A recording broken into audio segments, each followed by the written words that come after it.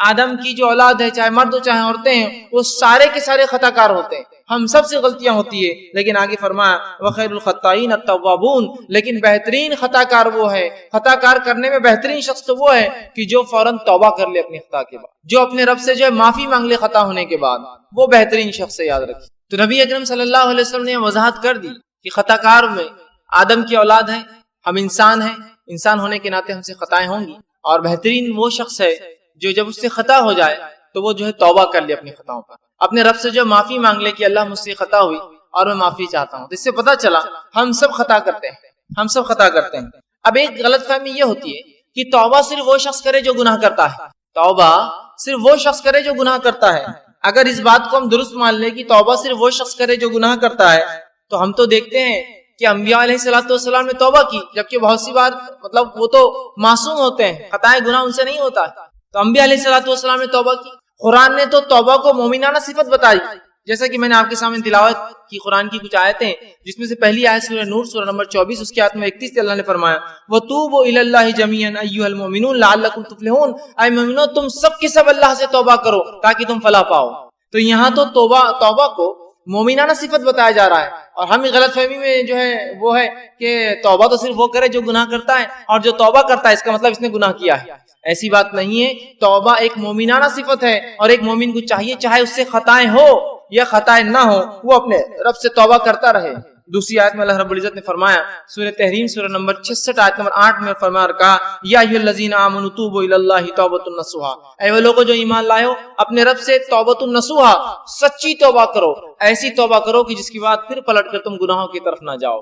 تو یہاں تو ایمان والوں سے خطاب ہو رہا ہے توبہ کرو، وہاں کہا گیا کہ تم سب مومنو توبہ کرو. تو توبہ کرنا مومنانہ وصف اور صفت ہے، یاد رکھیے. توبہ کے لیے گناہ کرنا ضروری نہیں، یاد رکھیے. اور توبہ نہیں کرنا یہ شیطان کی صفت ہے، یاد رکھیے. پورا تفسیری واقعہ ہم جانتے ہیں کہ آدم علیہ الصلوۃ والسلام سے خطا ہوئی کہ اللہ رب العزت نے ایک جھاڑ کا جو پھل کھانے سے منع کیا، آپ وہاں چلے گئے اور وہ پھل کھا لیا. لیکن اس کے بعد فوراً آدم علیہ السلام کو پشیمانی ہوئی، آدم علیہ السلام سمجھ گئے ان سے کیا غلطی ہوئی اور اپنے رب سے معافی مانگ لی، اللہ رب العزت نے معاف کر. وہیں شیطان اس نے آدم علیہ السلام کو بہکایا، اللہ رب العزت نے اسے حکم دیا کہ آدم علیہ السلام کے جو ہے سامنے وہ جھکے، لیکن اس نے جھکنے سے انکار کیا، اور انکار کرنا یہ غلطی اس نے کی، لیکن غلطی کے بعد اپنی غلطی پہ اڑ گیا اور مختلف دلائل اللہ رب العزت کو دینے لگا کہ میں اس سے خیر ہوں، اس کو تو نے جو ہے مٹی سے اور مجھے آنکھ سے بنایا، دلائل دینے لگا، تکبر کیا. تو یاد رکھیے توبہ کرنا یہ مومنانہ وصف ہے، آدم علیہ السلام کی صفت ہے.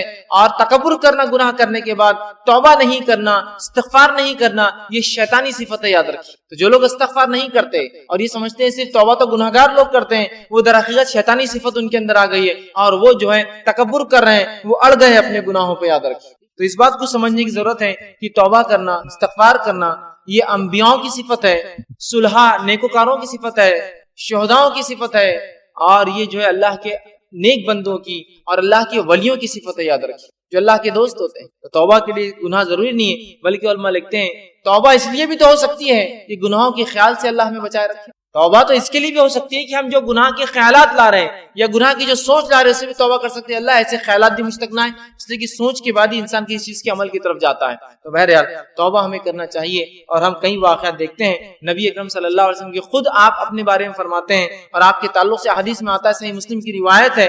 ایک حدیث آپ کے سامنے میں نے پڑھی بھی، اور صحیح مسلم کی روایت میں تو یوں الفاظ ہے کہ آپ صلی اللہ علیہ وسلم دن بھر میں 70 سے زیادہ اور 100 مرتبہ، ایک روایت میں آتا ہے، توبہ کرتے تھے. 70 سے زیادہ اور 100 کے الفاظ بھی، ایک روایت میں 70 اور ایک میں 100 کے الفاظ ہیں کہ 70 سے زائد مرتبہ توبہ اور استغفار، 100 سے زائد مرتبہ آپ توبہ اور استغفار کرتے تھے. اب مجھے بتائیے نبی اکرم صلی اللہ علیہ وسلم کیا روز گناہ کرتے تھے جو آپ توبہ استغفار کرتے تھے؟ نعوذ باللہ. لیکن یہ تو مومنانہ صفت ہے.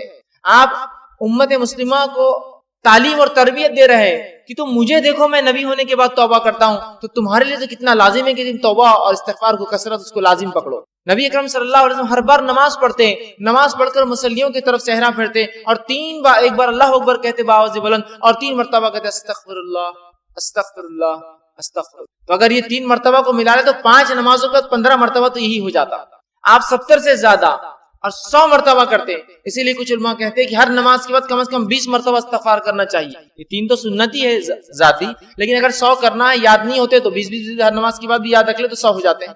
تو 70 مرتبہ یا 100 مرتبہ توبہ اور استغفار کرتے ہیں. لیکن آج ہم نے توبہ اور استغفار نہ اس کا معنی سمجھتے ہیں، نہ اس کی اہمیت سمجھتے ہیں، اور نہ ہی اس کو ایک عبادت سمجھتے. توبہ اور استغفار کرنا بھی ایک عبادت ہے، یاد رکھیے. اس لیے کہ انبیاء علیہ الصلوۃ والسلام اللہ کے نیک بندے توبہ اور استغفار کرتے ہیں. توبہ کے لیے کوئی گناہ کرنا ہر بار ضروری نہیں، یاد رکھیے. اب جو ہے توبہ اور استغفار جو ہے اللہ کے نیک بندوں کی صفت ہے، یاد رکھیے. یہ اللہ کے نیک بندے اچھے لوگوں کی صفت ہے، اور جب وہ اللہ سے توبہ کرتے ہیں، استغفار کرتے ہیں، تو اللہ رب العزت کے وہاں ان کے گناہ معاف ہوتے ہیں اور درجات جو ہے بلند ہوتے ہیں، یاد رکھیے. اب آئیے استغفار کسے کہتے ہیں، اس کا معنی کیا ہے؟ تو استغفار کا معنی یہ ہے کہ گناہوں اور لرزشوں سے اللہ کی بخشش طلب کرنا. گناہوں سے اور لرزشوں سے، گناہوں سے اور کوتاہیوں سے جو انسان سے ہوتی ہے، اس سے اللہ سے جو معافی مانگنا، اس سے استغفار کہتے ہیں. جیسا مجھ سے کوئی گناہ ہو گیا اور میں کہوں اللہ تو مجھے معاف کر دے اس گناہ کے لیے، یہ ہوا استغفار. مجھ سے کوئی لرزش ہو گئی، میں اللہ سے دعا کرتا ہوں اللہ مجھے جو ہے فلاں لرزش کے لیے معاف کر دے، یہ ہوا استغفار. اور توبہ کا معنی ہوتا ہے عربی زبان میں رجوع کرنا، پلٹنا، واپس آنا. جیسا کوئی انسان کسی طرف نکل جائے اور پھر لوٹے، اس کو کہتے توبہ. مطلب کہ کوئی انسان اللہ کے بتائے گئے طریقے کو چھوڑ کر کوئی ایسا کام کرے کہ جو حکم دیا گیا اسے چھوڑ دے، یا جس سے منع کیا اسے کر لے، اور اس کے بعد وہ کہے اللہ میں توبہ کرتا ہوں، مطلب میں واپس تیرے طریقے پہ آتا ہوں جس غلط طریقے پر میں چلا گیا تھا، تو اسے کہتے توبہ. تو توبہ کا معنی ہوتا ہے پلٹنا، لوٹنا، واپس اللہ کی طرف رجوع کرنا. استغفار کا معنی ہوتا ہے اللہ سے اپنے گناہوں کی بخشش طلب کرنا. اگر دونوں کو ملا لیا جائے تو یہ معنی ہوگا کہ کوئی شخص اگر گناہ کرتا ہے، جب وہ اپنے گناہوں سے رجوع کرتا ہے، گناہوں سے جو ہے پلٹتا ہے، اسے توبہ کہتے ہیں. اور جب پلٹنے کے بعد اللہ سے دعا کرتا ہے اللہ مجھے معاف کر دے، وہ استغفار ہوتا ہے. جب انسان گناہوں سے پلٹتا ہے اور رب سے دعا کرتا ہے معافی کی، تو پلٹنا توبہ ہے اور دعا کرنا معافی کی استغفار ہے. یا دوسرے الفاظ میں جب انسان استغفار کرتا ہے، اللہ سے اپنے گناہوں کی بخشش طلب کرتا ہے اور واپس پلٹتا ہے، مطلب وہ گناہ کو چھوڑ دیتا ہے، تو یہ ہوتا ہے استغفار اور یہ ہوتا ہے توبہ. تو دونوں کا بہت گہرا تعلق ہے، یاد رکھیے، توبہ اور استغفار. اس لیے کہ جب انسان توبہ کرتا ہے، رب کی طرف پلٹتا ہے، تو اس کے لیے طریقہ استغفار کا اختیار کرتا ہے، معافی مانگتا ہے. اور جب معافی مانگتا ہے تو گناہ کو چھوڑ کر واپس لوٹ آتا ہے اپنے رب کے راستے کی طرف، رجوع کر لیتا ہے. تو توبہ اور استغفار یہ ہے کہ گناہ کرنے کے بعد واپس پلٹنا اور واپس پلٹ کے اپنے گناہوں کی معافی مانگنا. پلٹنا واپس توبہ اور معافی مانگنا ہے استغفار. تو جب دونوں ساتھ اس آئے تو اس کا معنی انسان نے واپس رجوع کیا اپنے گناہ سے اور رب سے معافی بھی اس نے مانگ لیا. یہ معنی ہوگا دونوں جب ایک ساتھ استعمال ہوں گے. اب آئیے توبہ کرنے والوں کی، استغفار کرنے والوں کی 3 قسمیں ہوتی ہیں جو قرآن سے ہمیں پتہ چلتی ہے. پہلی قسم وہ ہے جو وہ شخص ہوتے ہیں، جو وہ لوگ ہوتے ہیں جو عذاب الہی سے ڈر کر توبہ کرتے ہیں. پہلی قسم ان لوگوں کی ہے جو عذاب الہی سے ڈر کر توبہ کرتے ہیں، کہ جو اللہ کا عذاب ہے، جہنم کی جو وعید سنائی جاتی ہے، اور قرآن حدیث میں جو مختلف عذابات دنیا اور آخرت کے آتے ہیں جب انسان گناہوں میں جاتا ہے، تو جو انسان اللہ کے عذاب سے ڈر کر توبہ کرتا ہے اسے صاحب توبہ کہتے ہیں. مطلب وہ شخص توبہ کا حامل ہے، صاحب توبہ ہے. اور یہ مومنوں کی صفت ہے. یاد رکھیں توبہ کرنا کس کی صفت ہے؟ مومنوں کی صفت. توبہ کرنا گنہگاروں کی صفت نہیں ہے. گناہگار تو گناہ پہ اڑ جاتا ہے، اس کو اسی لیے تو گناہگار کہا جاتا ہے. مومن گناہوں پہ اڑتا نہیں ہے، توبہ کرتا ہے، اس لیے تو مومن کہلاتا ہے. تو توبہ مومنوں کی صفت ہے، یاد رکھیے. اور پہلا وہ شخص ہے، توبہ کی جو پہلی قسم ہے کہ انسان اللہ سے توبہ کرے گناہوں اور عذاب کے ڈر سے کہ اللہ عذاب دینے والا ہے، اور یہ مومنانہ صفت ہے. اس کے تعلق سے سورہ نور اللہ نے فرمایا کہا وَتُوبُوا إِلَى اللَّهِ جَمِيعًا أَيُّهَا الْمُؤْمِنُونَ، اے مومنو تم سب کے سب اللہ سے توبہ کرو. تو یہاں پتہ چلا توبہ کس کی صفت ہے؟ مومنوں کی صفت، کہ جو اللہ کے عذاب سے ڈر کر توبہ کرتے ہیں. دوسری صفت ہے توبہ کی، دوسرے لوگ وہ ہے جو توبہ کرتے ہیں. توبہ کی دوسری قسم وہ ہے، وہ لوگ ہیں جو ثواب اور لالچ کے لیے توبہ کرتے ہیں، کہ توبہ کرنے سے ثواب ملے گا، ہے نا، اور وہ ثواب کی لالچ اور حرص میں توبہ کرتے ہیں. اور یہ صفت صالحین اور اللہ کے جو ولی ہوتے ہیں، نیک صفت لوگ ہوتے ہیں، ان کی صفت. یہ توبہ گناہ کی بنیاد پر، یہ اللہ کے عذاب سے ڈر کر نہیں کرتے ہیں. یہ توبہ اس لیے کرتے ہیں کہ ان کو لالچ ہوتی ہے کہ توبہ کرنے کی وجہ سے اللہ ہمارے درجات کو بلند کریں گا، اللہ اس کا اجر دیں گا نا، چونکہ انسان توبہ کر رہا ہے کنٹینیو، تو وہ لالچ میں توبہ کرتے ہیں. اور یہ صفت جو ہوتی ہے یہ اللہ کے مقرب بندوں کی، صالحین کی اور اللہ کے ولی صفت لوگوں کی ہوتی ہے. اور اللہ رب العزت نے سورہ قاف سورہ نمبر 50 کی آیت نمبر 33 سے فرمایا اور کہا وَجَاءَ بِقَلْبٍ مُنِيبٍ. اور ایسے لوگوں کو یاد رکھیے جو ہے انابت کہتے ہیں. اور اللہ نے کہا وَجَاءَ بِقَلْبٍ مُنِيبٍ، اور جو رجوع کرنے والا دل لے کر آئے، ایک ایسا دل لے کر آئے جو منیب ہو، انابت والا ہو، اپنے رب کی طرف رجوع کرتا ہو، اس لالچ میں کہ اس کا رب اس میں گناہ کی وجہ سے نہیں ثواب دیں گا. ٹھیک، تو تو یہاں کہا وہ شخص جو اللہ کے پاس لائے ایک رجوع کرنے والا دل، یہ صالحین اور اللہ کے مقرب بندوں کی صفت۔ تیسری قسم توبہ کی وہ یہ ہے جو لوگ کرتے ہیں، وہ لوگ ہیں جو محض اللہ کی اطاعت میں توبہ کرتے ہیں، گناہ بھی نہیں کرتے، لالچ میں بھی نہیں، اللہ کی اطاعت میں توبہ کرتے ہیں، جن کے اندر انبیاء اور مرسلین ہیں، اللہ کے نبی اور رسول ہے، جو گناہ بھی نہیں کرتے ہیں، عذاب کے ڈر سے نہیں بھی کرتے ہیں، بلکہ وہ جو لوگ ہوتے ہیں وہ اس لیے توبہ کرتے ہیں کہ اللہ کی اطاعت ہے، اللہ نے حکم دیا توبہ کا، اس لیے ہم توبہ کر رہے ہیں، اور یہ اللہ کے انبیاء کی اور جو ہے مرسلین جس کو کہیں رسولوں کی جو ہے صفت ہے، اور اس کو جو ہے اوبا کہتے ہیں، اوبا کہتے ہیں عربی میں، جس کے تعلق سے قرآن نے فرمایا سورہ صاد کہ وہ جو ہے نہ گناہ کرتے ہیں نہ ثواب کی لالچ، بس اللہ کی اطاعت میں، کہ اللہ نے حکم دیا توبہ استغفار کا، وہ کثرت سے توبہ استغفار کرتے تھے، جیسے خود نبی اکرم صلی اللہ علیہ وسلم کی صفت میں نے آپ کے سامنے رکھی، آپ 70 سے زائد یا 100 مرتبہ تک ہر روز جو ہے توبہ کرتے تھے۔ اب آئیے توبہ اور استغفار جو ہے ہم کوشش کریں کہ جو ہے ہم اپنے اوپر جو ہے لازم کر لے، یاد رکھیں۔ اور توبہ اور استغفار جو ہے دو شکلوں کے اندر ہم پر لازم آتا ہے، واجب آتا ہے۔ دیکھیے، اطاعت میں توبہ کرنا، فرما برداری میں توبہ کرنا، ثواب کی لالچ سے توبہ کرنا، یہ تو اچھی بات ہے، لیکن دو مقامات ایسے ہوتے ہیں جہاں توبہ اور استغفار کرنا واجب ہے، ضروری ہو جاتا ہے۔ ہمارے حال تو یہ ہے جہاں واجب ہے وہاں بھی نہیں کرتے، اور جہاں لالچ ہونا چاہیے وہاں بھی نہیں کرتے، نہ کہیں اور کرتے ہیں۔ دو شکلوں میں واجب ہے، کمپلسری ہے، فرض ہے۔ وہ دو شکلیں کون سی؟ پہلا، جب بندہ ایسا کوئی کام نہیں کرتا ہے جس کے کرنے کا حکم اس کے رب نے دیا ہے تو توبہ اس پر واجب آ جاتی ہے۔ نماز پڑھو، روزہ رکھو، زکوٰۃ دو، حج کرو، اچھائی کا حکم دو، برائی سے روکو، پڑوسی سے اچھا سلوک کرو، رشتوں کو نبھاؤ، مسکینوں کا حق ادا کرو، یتیموں کا حق ادا کرو، مسافروں کا حق ادا کرو، یہ تمام چیزیں۔ تو جب کوئی حکم شریعت دیتی ہے، انسان وہ حکم کو بجا نہیں لاتا تو اس پر توبہ واجب ہو جاتی ہے، استغفار واجب ہو جاتا ہے۔ اور دوسری شکل جس میں توبہ اور استغفار واجب ہو جاتی ہے ایک شخص پر، وہ دوسری شکل تب ہوتی ہے جب انسان شریعت کے اس عمل کو کر گزرتا ہے جس عمل سے شریعت نے روکا ہے۔ شراب مت پیو، زنا مت کرو، برے کام مت کرو، بد کلامی مت کرو، جھوٹ مت بولو، چوری مت کرو، تو یہ گناہ والی چیزیں۔ تو دو شکلوں میں ہم پر توبہ اور استغفار واجب ہے۔ پہلا، ویسے کرنا تو اطاعت میں اور لالچ میں چاہیے ہمیں ہمیشہ، چاہے گناہ ہو نہ ہو، لیکن دو جگہ تو واجب ہے۔ پہلا، جب جو چیز کا شریعت نے کرنے کا حکم ہم سے چک جائے تو توبہ اور استغفار واجب ہے، اور جب اس چیز کو کر گزرے جس سے روکا ہے تب بھی ہم پر توبہ اور استغفار واجب ہے۔ یاد رکھیے، یہ دو شکلوں میں توبہ اور استغفار مجھ پر اور آپ پر اور ہم انسانوں پر واجب اور ضروری۔ لیکن آج ہم دیکھتے ہیں توبہ کا معاملہ جو کچھ ہے بس وہ اتنا ہے، اور اس کے طریقے بھی ہم نہیں جانتے کہ بس ایک انسان نماز پڑھتا ہے، نماز پڑھنے کے بعد اگر مسجد میں تو پہلے ادھر دیکھتا ہے سیدھی طرف، پھر الٹی طرف دیکھتا ہے، اور جب وہ دیکھتا ہے کوئی نہیں دیکھ رہا ہے تو فوراً اپنے دونوں ہاتھ اٹھاتا اور توبہ توبہ توبہ توبہ بول کے دونوں ہاتھوں کو جو ہے ادھر اور ادھر ادھر ادھر کر کے فوراً بیٹھ جاتا ہے۔ اور یہ بھی توبہ کا جو طریقہ اس نے اختیار کیا ہے وہ بھی پہلے دیکھتا ہے کوئی دیکھ تو نہیں رہا، اور اگر توبہ توبہ کے بیچ میں کوئی دیکھ لے تو وہیں رک جاتا ہو، گال کو تھوڑا مل کے ہاتھ نیچے کر لیتا، مطلب میں گناہگار تھوڑی ہوں جو میں توبہ کر رہا ہوں۔ ایک تو طریقہ غلط، اور اس پر جیسے کہ لوگ دیکھ لیں گے کہ توبہ کر رہا ہے مطلب گناہ کر کے آئے تو فوراً گناہگار تھوڑی ہوں میں۔ تو نہ توبہ واجب پر ہم کر رہے جب ضروری ہے، نہ توبہ ہم اطاعت میں کر رہے کہ ہمارے نبی توبہ روز کرتے تھے، استغفار کرتے تھے، اتباع میں بھی نہیں ہے، لالچ میں بھی نہیں ہے، خوف سے بھی نہیں ہے، نہ واجب چیزوں پر ہے جہاں ضروری ہے توبہ استغفار کرنا۔ اور جو کچھ ہے بس وہ توبہ والا ہے جو بچوں کو پنشمنٹ کے طور پر، سزا کے طور پر بولا جاتا ہے کہ چلو چیکس کو ہاتھ لگاؤ، گالوں کو ہاتھ لگاؤ اور توبہ توبہ، اور پتہ نہیں بس اسی کو ہم سمجھتے توبہ ہے، اور انسان بس دعا کیا، تھوڑا ہاتھوں کو یوں کرا، اور میں نے دیکھا لوگ پھر وہ ہاتھ پھیرتے اور اٹھ کر چلے جاتے ہیں۔ جو کچھ ہے بس وہ اس حد تک ہے اور اس لمٹ میں۔ یاد رکھیے ہمیں چاہیے کہ ہم کثرت سے توبہ استغفار، کثرت سے اپنے زندگی کا جو ہے اس کو معمول بنا لیں۔ معمول سمجھتے نا، مطلب یہ روز مرہ کی کوئی ایسی چیز جس کو انسان ہمیشہ کرتا ہے اس کو معمول بنا لے، جس طرح سے ہمارے نبی کا معمول تھا صلی اللہ علیہ وسلم کہ آپ توبہ استغفار کی کثرت کرتے تھے تاکہ امت اس بات کو سیکھ لے۔ اسی طرح توبہ قبول کرنا اللہ سبحانہ تعالیٰ کی صفت ہے، یاد رکھیں، اور اللہ سبحانہ تعالیٰ کے علاوہ ہماری توبہ کوئی قبول نہیں کرتا۔ یاد رکھیں، توبہ توبہ قبول کرنا یہ اللہ کی صفت ہے، اسی لیے اللہ کی ایک صفت تواب ہے۔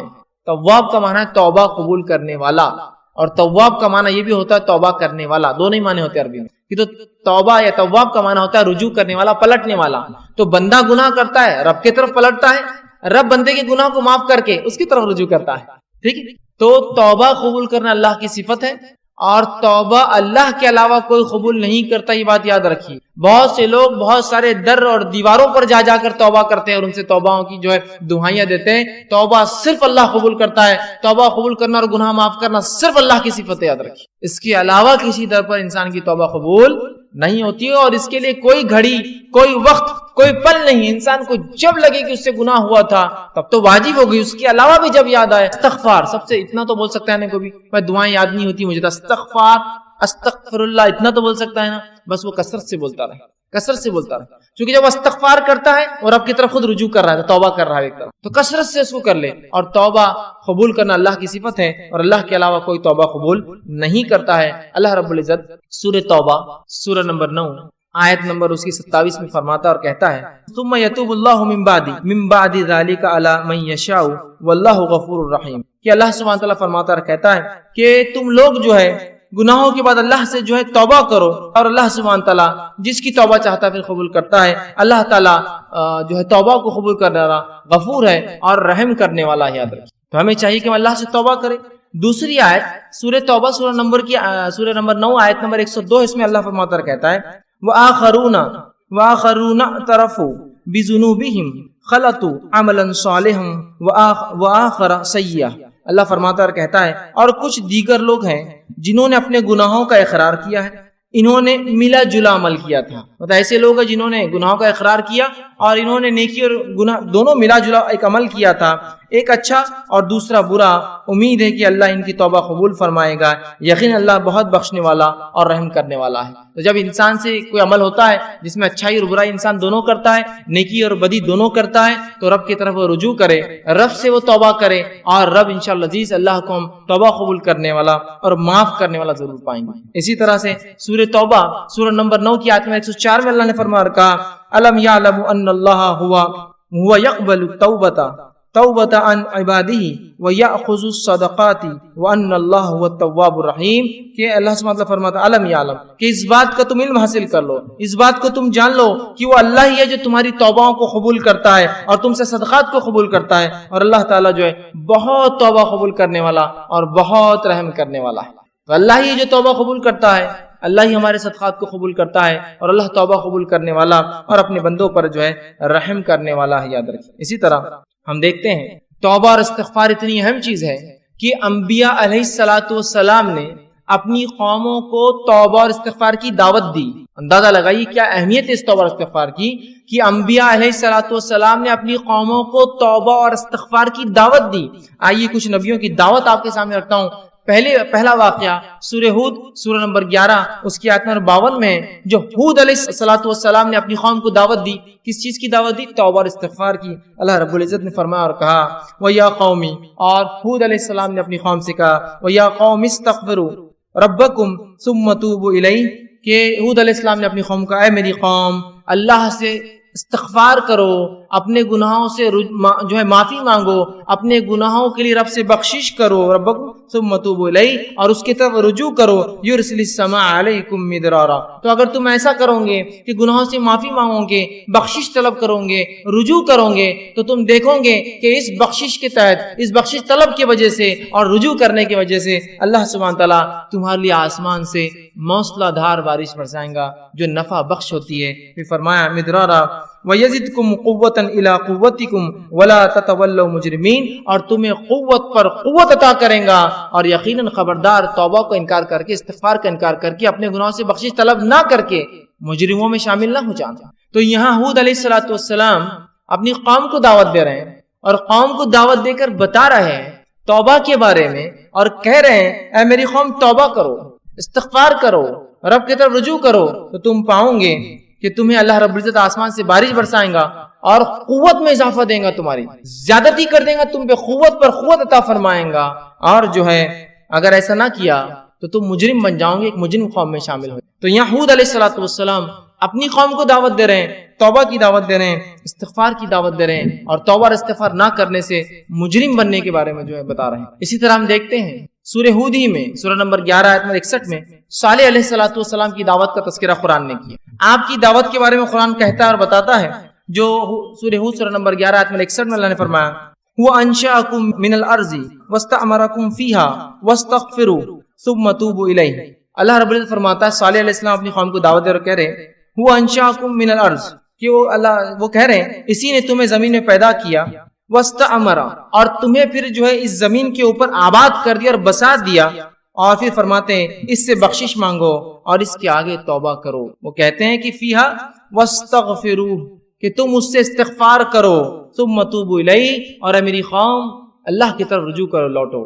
تو یہاں ہم دیکھ رہے ہیں صالح علیہ السلام نے اپنی قوم کو دعوت دی اور اللہ کی طرف رجوع کرنے کا توبہ کرنے کا حکم دیا. آئیے آگے بڑھتے ہیں. شعیب علیہ السلام کے بارے میں اللہ نے فرمایا سورہ ہودی میں سورہ نمبر 11 آیت نمبر 90 میں اور کہا واستغفروا ربکم ثم توبوا الیہ کہ پھر شعیب علیہ السلام نے اپنی قوم کو دعوت دی اور کہا اے میری قوم اللہ سے استغفار کرو, اپنے گناہوں کی بخشش طلب کرو اور اس کی طرف رجوع کرو, اس کی طرف پلٹ آؤ, اپنے گناہوں سے جو ہے معافی مانگو. اب انبیاء علیہ السلام نے نہ صرف قوموں کو توبہ اور استغفار کی دعوت دی بلکہ انبیاء علیہ السلام نے خود بھی اللہ سے توبہ کی جب ان سے چھوٹی موٹی خطائیں اور لرزشیں ہو جاتی.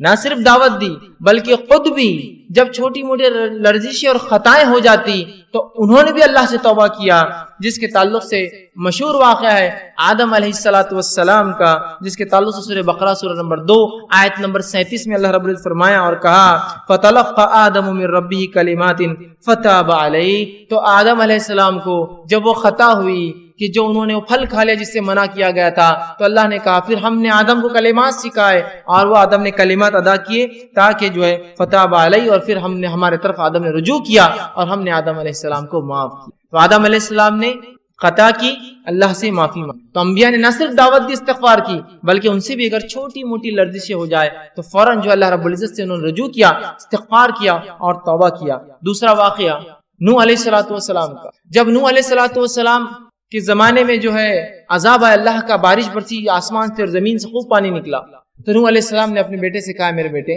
تم بھی اس کشتی میں سوار ہو جاؤ اس لیے کہ اس سفینہ اس کشتی کے علاوہ اب کوئی نجات کا ذریعہ نہیں ہو. اور نوح علیہ السلام یہ مکالمہ کر ہی رہے تو بیٹے نے کہا کہ اے میرے والد میں بہت اونچی چوٹی پر چڑھ جاؤں گا, یہاں تک پانی نہیں آئے گا. اور اسی مکالمے کے بیچ ایک لہر آئی اور نوح علیہ السلام کا بیٹا اس عذاب میں مبتلا ہو گیا. جب عذاب میں مبتلا ہوا تو نوح علیہ السلام نے اللہ سے دعا کی کہ اللہ میرا بیٹا تو میرے اہل میں سے تھا پھر کیوں نہیں بچا. تو نوح علیہ السلام کی اس بات پہ اللہ رب العزت ناراض ہوا کہ نوح علیہ السلام نے ایسے کیسے سوال کر دیا اللہ سے. اللہ بہتر جانتا تھا. اللہ نے جواب دیا اور نوح سے کہا, سنیے واقعے کو سورہ ہود سورہ نمبر 11 آیت نمبر 47 میں اللہ نے فرمایا قال رب انی اعوذ بک ان اسالک ما لیس لی بہ علم کہ نوح علیہ السلام نے جب یہ بات کہہ دی اللہ ناراض ہوا تو فوراً نوح علیہ السلام نے اللہ سے گزارش کی دعا کی, کہا قال رب انی اعوذ اے اللہ میں تیری پناہ میں آتا ہوں ان اسالک ما لیس بہ علم کہ ایسا میں نے تجھ سے سوال کر لیا جس کے بارے میں مجھے علم نہیں. تو بہتر جانتا تھا کہ تو نے کیوں کیا میرے بیٹے کے ساتھ, لیکن نوح علیہ السلام چونکہ سوال کر گزرے تھے تو فوراً جیسی اللہ کی ناراضگی کا علم ہوا کہ اللہ میں تجھ میں پناہ مانگتا ہوں کہ میں نے ایسا سوال تجھ سے کیا جس کے بارے میں اللہ مجھے علم نہیں تھا. آگے فرماتے علم وَإِلَّا اسْتَغْفِرْ لِي وَتَرْحَمْنِي أَكُن مِّنَ الْخَاسِرِينَ اور میں تجھ سے توبہ کرتا ہوں, تجھ سے بخشش طلب کرتا ہوں اور تجھ سے رحم طلب کرتا ہوں, اگر ایسا نہ ہوا تو میں تو خسارہ اٹھانے والوں میں سے ہو جاؤں گا. اللہ پھر اللہ رب العزت نے نوح علیہ السلام کی توبہ قبول. آپ نے ایک سوال کیا تھا, اللہ رب العزت کو ناپسندیدہ گزرا کہ جب اللہ نے عذاب میں ڈال دیا, مبتلا کر دیا آپ کے بیٹے کو, آپ نے سوال نہیں کرنا چاہیے, لیکن بیٹا تھا سوال آیا ذہن میں کہ کیا بات ہے. جب سوال کر بیٹھے تو اللہ رب العزت نے جواب دیا نوح کہ تمہیں یہ حق نہیں تھا, اور اے نوح بلکہ قرآن کے الفاظ تو اتنے سخت ہیں, اے نوح جاہلوں میں سے نہ ہو جاؤ ایسے سوال کر کے. جو ہی اللہ نے کہا نوح علیہ السلام فوراً کہا اللہ بس میں تجھے پناہ مانگتا ہوں, معافی طلب کرتا ہوں, بخشش طلب کرتا ہوں, رحم طلب کرتا ہوں, ورنہ میں تو خسارے میں ہو جاؤں گا. اور اللہ نے بہرحال ان کو معاف کر دیا. تو انبیاء علیہ السلام نے صرف دعوت نہیں دی توبہ کی, وہ کرتے بھی تھے. آئیے تیسرا واقعہ موسیٰ علیہ السلام کا قرآن سے ہم لیتے ہیں. سورہ قصص سورہ نمبر 28 آیت نمبر 16 میں اللہ نے فرمایا کہا موسیٰ علیہ السلام کا قول نقل کیا قال ربی انی ظلمت نفسی فاغفر لی فتغفر لہ. اللہ فرماتا ہے کہ جب موسیٰ علیہ السلام نے دو لوگوں کو لڑتے ہوئے دیکھا, ایک مصری قبطی تھا اور دوسرا اپنی قوم کا بنی اسرائیل سے تھا. دونوں لڑ رہے تھے. جو ہے موسیٰ علیہ السلام نے دونوں کو روکنے کی کوشش کی. جب وہ خبطی نے جو رکنے کا ارادہ نہ دکھایا تو موسیٰ علیہ السلام نے اس نیت سے نہیں کہ اسے مارے، اس نیت سے کہ ڈیفنس اس کو دور کرے، اس کو ایک مکہ مارا. وہ مکہ اتنی زور سے اسے لگا جا کر، اور انبیاء علیہ السلام بہت مکمل انسان ہوتے ہیں، بہت طاقتور انسان ہوتے ہیں. جب وہ مکہ اسے پڑا تو وہ تاب نہ لا سکا اور اسی جگہ وہ مر گیا. ان کا انٹینشن بالکل نہیں تھا کسی کو قتل کرنے کا، لیکن جب اسے پڑا وہ مر گیا. اور جو کچھ واقعہ جو ہی آپ سے یہ خطا ہوئی، فوراً رب سے جو ہے موسیٰ علیہ السلام توبہ کی اور کہا قال ربی انی ظلمت نفسی، اے اللہ یہ تو میں بچانا چاہ رہا تھا لیکن میرے ہاتھ سے یہ ختم ہو گیا، میں نے اپنے نفس سے ظلم کر لیا کہ انسان کو مجھ سے خطا ہوگی کہ میں نے اسے میرے ہاتھ سے مر گیا. نفسی فاغفر لی، تو اللہ مجھے معاف کر، میری بخشش کر. دیکھیے فاغفر لی، میری بخشش کر تو. اور اللہ نے فرمایا فغفر لہ، تو ہم نے اسے معاف کر دیا. اس لیے کہ اس نے جیسے ایک بات یہ بھی پتہ چلتی ہے، اگر آپ انٹینشنل بھی کوئی کام کرے جو غلط ہو جائے، کسی کو نقصان پہنچ جائے، اس کے لیے بھی اللہ سے توبہ کرنا پڑے. انٹینشنلی آپ کا مقصد نہیں تھا، کسی کو آپ ہٹا رہے تھے، بھائی صاحب تم ہٹ جائیے، وہ گر گیا، ضرور اللہ سے معافی مانگی، اللہ میرا ارادہ نہیں تھا لیکن پھر وہ گر گیا. سمجھ رہے آپ؟ انٹینشنل تھا. موسیٰ علیہ السلام تو صرف ڈیفنس بچا رہے تھے، الگ کر رہے تھے دو لوگوں کو، اور اس میں روکنا چاہتے تھے صرف روکنے میں، لیکن اس انسان کو اتنا بھاری پڑا وہ مکہ کیوں، فوراً توبہ کی اور اللہ نے ان کی توبہ کو قبول کیا. تو ہم دیکھ رہے ہیں جو ہے انبیاء علیہ السلام نہ صرف توبہ کی دعوت دیتے بلکہ توبہ کیا بھی. آئیے ایک اور واقعہ سنیے قرآن سے. موسیٰ علیہ السلام کا واقعہ ہی ہے. موسیٰ علیہ السلام نے اللہ سے ضد کی اور کہا اللہ میں دیکھنا چاہتا ہوں آپ. اللہ نے کہا موسیٰ تم نہیں تاب لا پاؤں گے. کہا نہیں پھر بھی میں کوشش کروں. اچھا کل اچھا ٹھیک ہے، میری ایک تجلی جو ہے اس پہاڑ پر ظاہر ہوں گی، اگر تم وہ تجلی نہیں اس پہاڑ کو دیکھ پائے، جب میری تجلی اس پر طاری ہوں گی تو تم مجھے دیکھ پاؤں گے. پھر کہا ٹھیک ہے، اور جو ہی تجلی کا ایک حصہ اس پہ آیا وہ پہاڑ ریزہ ریزہ ہو کے برباد ہو گیا اور موسیٰ علیہ السلام بے ہوش ہو کے گر گئے. جب ہوش میں آئے تو اللہ نے واقعہ بیان کیا سورہ اعراف سورہ نمبر 7 کی آیت نمبر 143 میں. اور آپ نے موسیٰ علیہ السلام اللہ سے دعا کی اور کہا فلما افاقا، جب رفاقہ ہوا، ہوش میں آئے تو فوراً کہا افاقا قال سبحانک تبت الیک وانا اول المؤمنین، اے اللہ میں تیری طرف رجوع کرتا ہوں، تجھ سے توبہ کرتا ہوں کہ میں نے ایسا تجھ سے جو ڈیمانڈ کر لیا، سوال کر لیا جو نہیں کرنا چاہیے تھا، اور میں سب سے پہلے ایمان لانے والوں میں سے، میں سب سے پہلے ایمان لانے والوں سے. تو یہاں آپ دیکھ رہے ہیں، ہم دیکھ رہے ہیں کہ موسیٰ علیہ السلام نے بھی اللہ رب العزت سے توبہ استغفار کیا. تو توبہ اور استغفار نہ صرف انبیاء نے دعوت دی بلکہ ان کی صفت بھی ہے، اور ایسے بہت سارے واقعات، اتنا وقت نہیں ہے کہ میں تمام واقعات انبیاء کے رکھوں. آئیے توبہ اور استغفار کے فائدے کیا ہوتے ہیں، اگر انسان توبہ کرتا ہے، استغفار کرتا ہے تو کیا بینیفٹس اس کو ملتے ہیں اس چیز کے، وہ بھی ہم دیکھتے ہیں. چلیے آئیے. اللہ رب العزت سے جب ایک بندہ توبہ کرتا ہے، استغفار کرتا ہے، تو بہت سارے دنیا کے فائدے اور بہت سارے آخرت کے فائدے اٹھاتا ہے. یہ فائدوں کو میں اس لیے رکھ رہا ہوں جس کو فضائل کہتے ہیں. یہ فضائل جاننے سے انشاءاللہ عزیز ہمارے دل میں ایک جذبہ پیدا ہوگا توبہ اور استغفار کا. اور نہ صرف ہم اپنے گناہوں پر توبہ اور استغفار کریں گے جو کہ ہم بھول چکے ہیں توبہ اور استغفار اپنے گناہوں پر بھی، بلکہ ہم گناہوں کے علاوہ بھی توبہ اور استغفار کو اپنے زندگی کا معمول بنا لیں گے. تو آئیے کچھ فضائل دیکھتے ہیں توبہ کے. پہلا فائدہ توبہ کا یہ ہے کہ جو لوگ توبہ کرتے ہیں، اللہ سے اس کی طرف پلٹتے استغفار کرتے ہیں، وہ اللہ کے محبوب ترین بندے ہیں، پسندیدہ لوگ ہیں. اور اللہ رب العزت قرآن میں فرماتا ہے سورہ بقرہ سورہ نمبر 2 آیت نمبر 222 میں اللہ فرماتا ہے اور کہتا ہے ان اللہ یحب التوابین ویحب المتطہرین، اللہ توبہ قبول کرنے والوں کو، رجوع کرنے والوں کو، گناہوں سے پلٹنے والوں کو، اور پاکیزہ رہنے والوں کو، صاف ستھرے رہنے والوں کو پسند کرتا ہے. تو توبہ کرنے کا پہلا فائدہ اللہ کی محبت انسان کو حاصل اور اس کے محبوب بندوں میں اس کا شمار ہوتا ہے، اس لیے کہ اللہ محبوب کو رکھتا ہے، پسند کرتا ہے توبہ کرنے والوں. دوسرا فائدہ توبہ کرنے کا جو ایک انسان کو ملتا ہے وہ کیا ہے؟ اللہ اسے بخش دیتا ہے. توبہ کرنے والے کو اللہ بخش دیتا ہے، معاف کر دیتا ہے، اس کی خطاؤں کو درگزر کر دیتا ہے. اللہ رب العزت قرآن میں فرماتا ہے سورہ طٰہٰ سورہ نمبر 20 آیت نمبر 82 اللہ فرماتا ہے وَإِنِّي لَغَفَّارٌ لِمَن تَابَ وَآمَنَ وَعَمِلَ صَالِحًا ثُمَّ اهْتَدَىٰ. سن لیجئے کیا فرماتا اللہ کہ میں جو ہے لوگوں کو معاف کرتا ہوں، لمن تابا، جو میری طرف رجوع کرتا ہے، جو میرے سے توبہ کرتا ہے میں اسے معاف کرتا ہوں، لیکن کنڈیشنل ہے میری معافی. پہلی شرط معافی کے لیے وہ آمنا، وہ ایمان والا ہو، وہ عمل صالحا، اور پھر نیک کام کرے توبہ کرنے کے بعد. اس کا ہرگز معلوم مطلب یہ نہیں کہ توبہ کر لیا مطلب نیا اکاؤنٹ کھولنے کی اجازت مل گئی مجھے اب گناہ کرنے کی. توبہ کرتا ہے ایمان والا انسان اور پھر نیک کام کرتا ہے تو اللہ رب العزت فرماتا ہے وَإِنِّي لَغَفَّارٌ لِمَن تَابَ کہ ان لوگوں کی میں توبہ قبول کرتا ہوں جو مجھ سے توبہ کرتے ہیں اور انہیں معاف کر دیتا ہوں اور پھر وہ ایمان لائے اور نیک عمل پھر کرتے رہے اور اس معاملے پہ جم جائے، اس معاملے پہ اڑ جائے۔ تیسرا فائدہ، چوتھا فائدہ اور پانچواں فائدہ، چونکہ ایک ہی حدیث میں آتا ہے اس لیے میں ایک ساتھ رکھوں گا۔ تیسرا فائدہ توبہ کا ہے، اللہ غم سے نجات دیتا ہے، پریشانیوں سے نجات دیتا ہے، مشکلوں سے نجات دیتا ہے۔ چوتھا فائدہ، تنگ دستی دور کرتا ہے۔ سبحان اللہ، ہم نے سوچا بھی نہیں تھا توبہ استغفار کا تعلق تنگ دستی سے بھی ہو سکتا ہے، یا توبہ استغفار کرنے سے رزق میں کشادگی بھی آ سکتی ہے، مال و دولت میں فراوانی بھی ہو سکتی ہے۔ اس لیے کہ توبہ کرنے کا ایک فائدہ ہے تنگ دستی سے اللہ نجات دیتا ہے۔ اور پانچواں فائدہ توبہ کا معلوم آپ کو کیا ہے؟ ایسی جگہ سے روزی دیتا ہے جہاں سے سوچا بھی نہیں ہو۔ تنگ دستی بھی دور ہوتی ہے، غم بھی دور ہوتے ہیں، اور ایسی جگہ سے روزی ملتی ہے، روزی سمجھتے ہیں نا آپ، رزق ملتا ہے جہاں سے سوچا بھی نہیں ہوگا، گمان بھی نہیں کیا ہوگا، فہم میں بھی نہیں لایا ہوگا اس نے۔ آئیے حدیث اس طرح سے ابو داؤد کی روایت ہے، تینوں فائدے ایک ہی حدیث میں۔ پہلا، جو شخص استغفار کو لازم پکڑ لیتا ہے، استغفار کو اپنے نفس سے لازم کر لیتا ہے، پکڑتا ہے، تو اللہ تعالیٰ اس کے لیے ہر غم سے نجات کا راستہ نکالتا ہے۔ ہر غم، آج کون سا ہے نا جو انسان ہے جو غم زدہ نہیں ہے، پریشان حال نہیں ہے؟ بتائیے مجھے، تو کہہ سکتا ہے کہ مکمل طور 100% خوش ہوں؟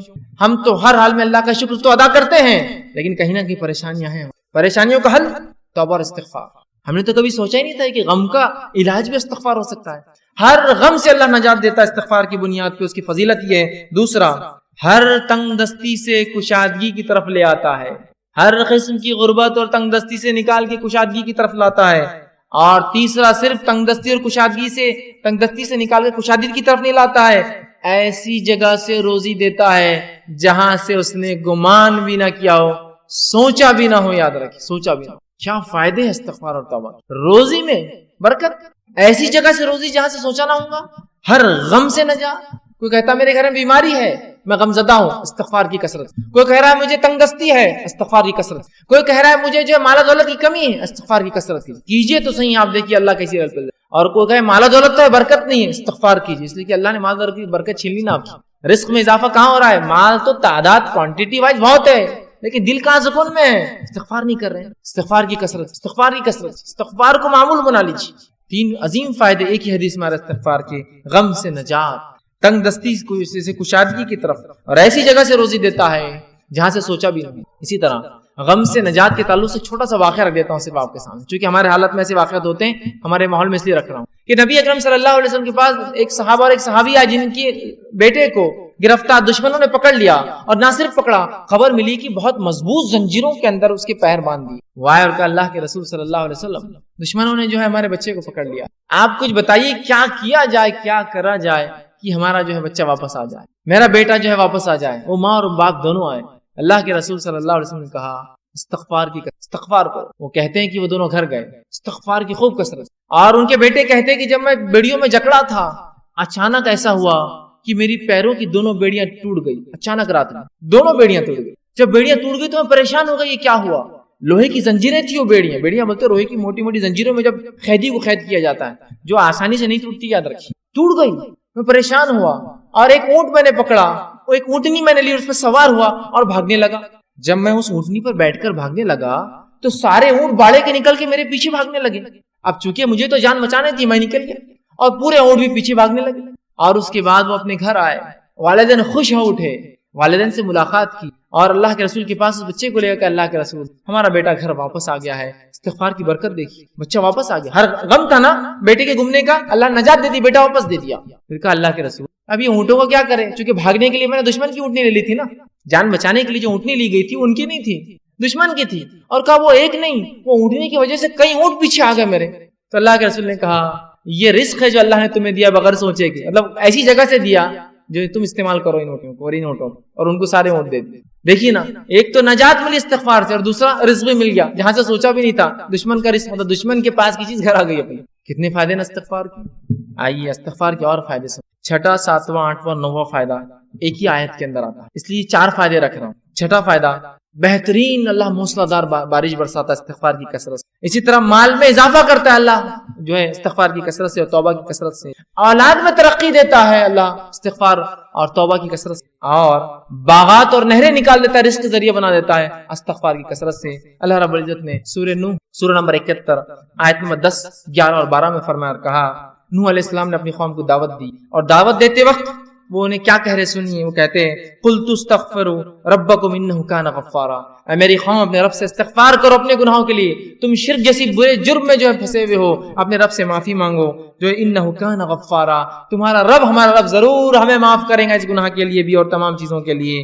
یرسل السماء علیکم مدرا، اور جب تم توبہ کرو گے تو آسمان سے موسلا دھار بارش برسائیں گا جو نفع بخش ہوتی ہے، نقصان دہ نہیں ہوتی۔ یرسل السماء علیکم مدرارا، کس وجہ سے؟ ایمان لانے کے بعد اگر استغفار کرو گے تو آسمان سے بہترین موسلا دھار بارش برسائیں گا۔ پھر فرمایا وَيُمْدِدْكُمْ بِأَمْوَالٍ وَبَنِينَ، اور تمہیں مال میں، دیکھیے مال کا سیدھا لفظ ہے، رزق کا لفظ ہے، رزق میں مال اولاد سب آتا ہے۔ وَيُمْدِدْ، تمہیں بڑھاوا دیں گا، مالم و بنین، مال میں، روپی اور پیسے میں، اور لڑکوں میں اضافہ کریں گا تمہارا، ہے نا؟ انسان کیا چاہتا ہے اپنے لیے؟ تو کہا تم چاہتے ہو نا رب سے اولاد اور لڑکے، تو اس میں اضافہ کریں گا تمہارے۔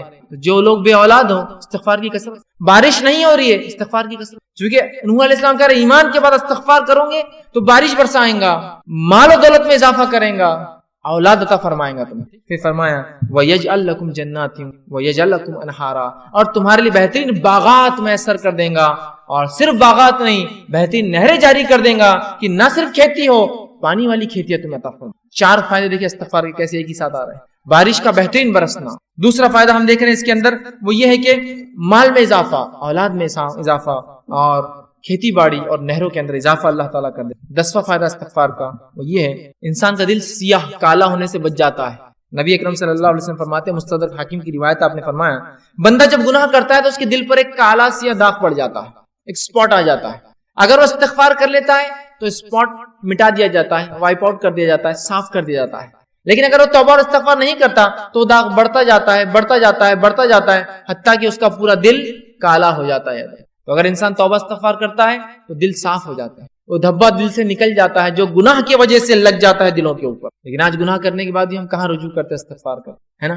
اسی لیے کہا جاتا ہے ہمارے دل تو آج کالے ہو چکے، اس لیے کہ ہمارے اعمال کالے۔ استغفار کرنے سے دھبا مٹتا چلا جاتا ہے، گناہ ہوئے استغفار کیجیے، توبہ کیجیے، دھبا مٹ جائیں گا، تو دل کالے ہونے سے بچ جاتا ہے۔ اور جب استغفار کرتا ہے تو دل چمکا دیا جاتا ہے، صاف کر دیا جاتا ہے۔ اسی طرح 11واں فائدہ توبہ اور استغفار کا وہ یہ ہے کہ توبہ اور استغفار سے کتنا ہی گناہ، بڑا گناہ کیوں نہ اللہ معاف کرے۔ توبہ اور استغفار جب انسان کرتا ہے نا، کتنا ہی بڑا گناہ آپ نے اور ہم نے کیوں نہ کیا ہو، اللہ معاف کرے، کتنا ہی بڑا۔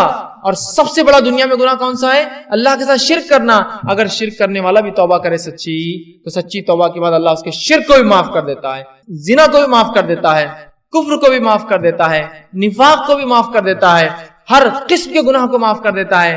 اور نماز اگر چھوڑتا ہے، تارک الصلاۃ ہے، نماز چھوڑنے والا، تو اس کے گناہ معاف ہو جائیں گے۔ لیکن توبہ سچ، اور توبہ کی شرائط میں بھرن چل آگے آؤں گا، لیکن جو بات آیت گزری آگے وہ یہ ہے کہ ایمان لانے کے بعد عمل صالح بڑھ جائے، یہ توبہ کی شرائط ہے۔ ورنہ یہ نہیں کہ توبہ کر لی اور اگلا گناہ کرنا پھر گناہ کرنے سے ہر گناہ کی معافی، توبہ کرنے سے ہر گناہ کی معافی ملتی ہے، ہر گناہ کی۔ شرط یہ ہے کہ موت سے پہلے یا قیامت کی کوئی بڑی علامت آنے سے پہلے، یہ موت سے پہلے، اس لیے کہ آپ نے حدیث فرمایا جب خرخراہٹ کی آواز گلے میں شروع ہوتی نا، نزات کی حالت، موت سے قریب خرخر آواز آتی گلے سے، انسان مرنے قریب ہو، تو تب کی گئی توبہ قبول نہیں ہوتی ہے۔ جیسے کہ فرعون نے بھی توبہ کی تھی جب وہ غرق ہو رہا تھا، صحیح بخاری کی روایت، غرق ہو رہا تھا، موت دیکھ چکا تھا، توبہ کی، اللہ نے توبہ قبول نہیں کی اور ڈوب کو مارا گیا، کیونکہ ڈوبتے وقت کہا میں ایمان لایا موسیٰ اور ہارون کے رب پر، کام نہیں ہے۔ تو اس سے پہلے کہ موت آئے توبہ کر لے، یا کوئی علامت آ جائے قیامت کی، توبہ ضرور، ہر گناہ کی توبہ اللہ معاف کرے۔ لیکن زندگی میں یاد رکھیں، مرنے سے پہلے اور نجات کی حالت، مطلب مرنے کے بعد اور نجات کی حالت سے پہلے اگر توبہ نہ ہوئی تو پھر توبہ کی گنجائش نہیں۔ جو گناہ ہم سے ہوا ہو، کتنا ہی بڑا کیوں نہ ہو، سچی توبہ اپنے رب سے کیجیے، یاد رکھیے توبہ تو نصوحہ کیجیے،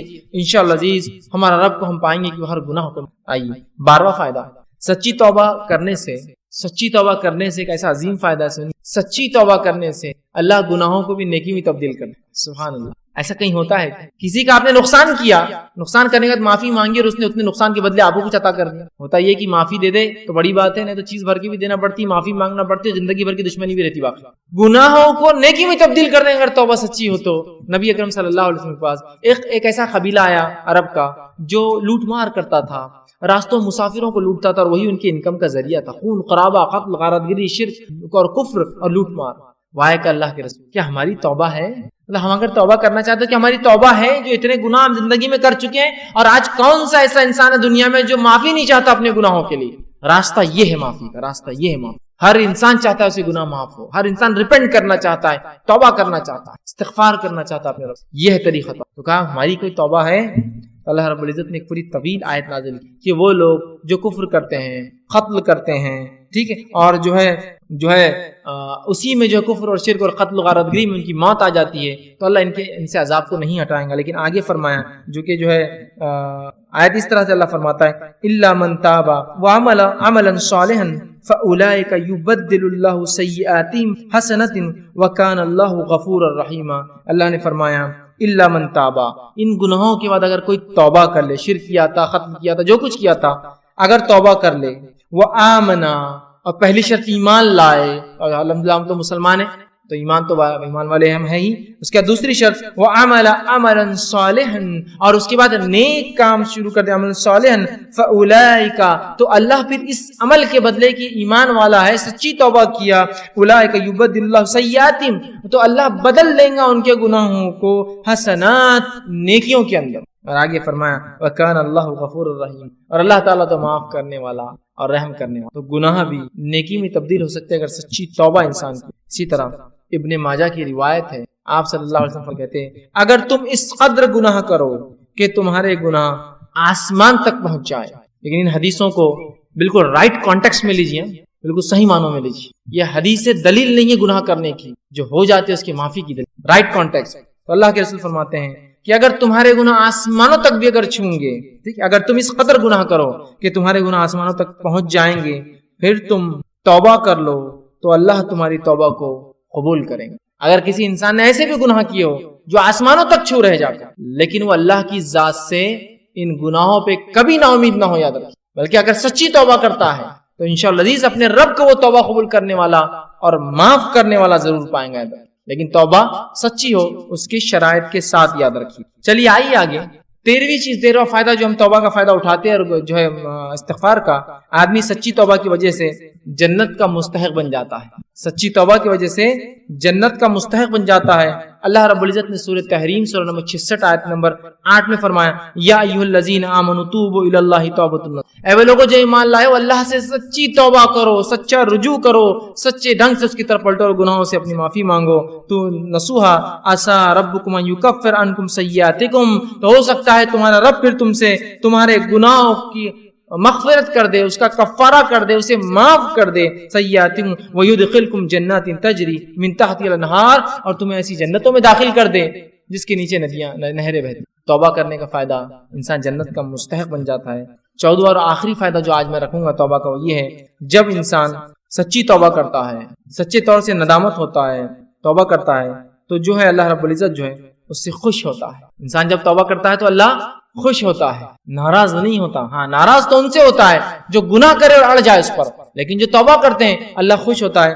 حدیث کے الفاظ اس طرح سے جو توبہ کے بارے میں نبی اکرم صلی اللہ علیہ وسلم فرماتے ہیں کہ اللہ خوش ہوتا ہے، اور حدیث اس طرح سے جو صحیح بخاری کی روایت ہے، آپ صلی اللہ علیہ وسلم فرماتے ہیں کہ اللہ اپنے بندے کی توبہ پر ایسا خوش ہوتا ہے، جب بندہ توبہ کرتا اللہ ایسا خوش ہوتا ہے جیسے کہ ایک شخص سفر پر نکلا ہو، مسافر ہو، سفر کر کے چل جا رہا ہو، اور ایک جگہ اپنے اونٹ کو باندھے اور لیٹ جائے ریگستان کے بیچ میں، اور جب وہ جاگے تو اس کا اونٹ چلا جائے، وہ تھوڑا نکل کر ڈھونڈتا ہے اپنے اونٹ کو، اس کا اونٹ اسے نظر نہیں آتا، تو پھر وہ واپس آتا ہے اور سوچتا ہے کہ اب ریگستان میں گھوم کے مرنے سے اچھا ہے جہاں لیٹا تھا اس چھوٹے درخت کے نیچے لیٹ جاؤں تو مجھے موت آ جائے، کیونکہ اب ریگستان میں اونٹ گھومنا مطلب موت ہے اور کوئی راستہ نہیں۔ وہ آ کر لیٹ جاتا ہے، اور جب لیٹ جاتا ہے تھوڑی دیر بعد دیکھتا ہے تو اس کا اونٹ پورے مال کے ساتھ جوں کا تو کھڑا ہے۔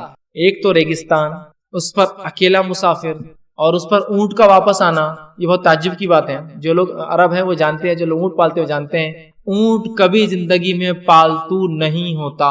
اس لیے حدیث میں آپ نے فرمایا قرآن جو شخص حفظ کرتا ہے اسے پکڑ کر رکھے، اس لیے کہ قرآن کا حفظ ایسے ذہن سے نکلتا ہے جیسے اونٹ مالک سے نکل کر بھاگ جاتا ہے۔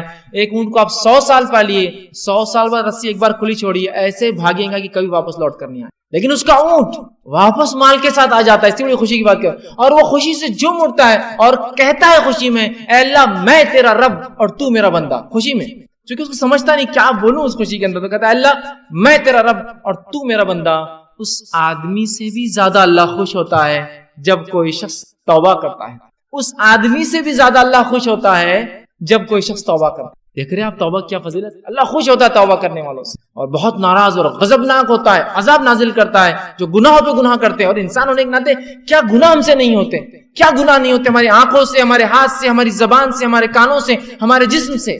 لیکن رب سے ہم فوراً کر لیں استغفر اللہ استغفر اللہ, پتہ نہیں کیا ہو گیا, کوئی چیز نقصان پہنچ جائے, کسی جانور کو نقصان پہنچ جائے, کسی انسان کو پہنچ گیا ہوں, میں نہیں جانتا ہوں, میری گاڑی کہیں کھڑی تھی, کسی کو تکلیف ہو گئی ہوں گی, استغفار کا ورد کر رہا ہوں استغفر اللہ, ہو گیا گناہ معاف. آئندہ وہ غلطی نہیں کرنا چاہیے, لیکن انون ہم کو نہیں پتا ہم سے کیا ہو رہا ہے, کتنی خطائیں غلطیاں ہو جاتی ہیں, بس ورد کرتے رہیے, اپنے ایک معمول بنا لیں ہم.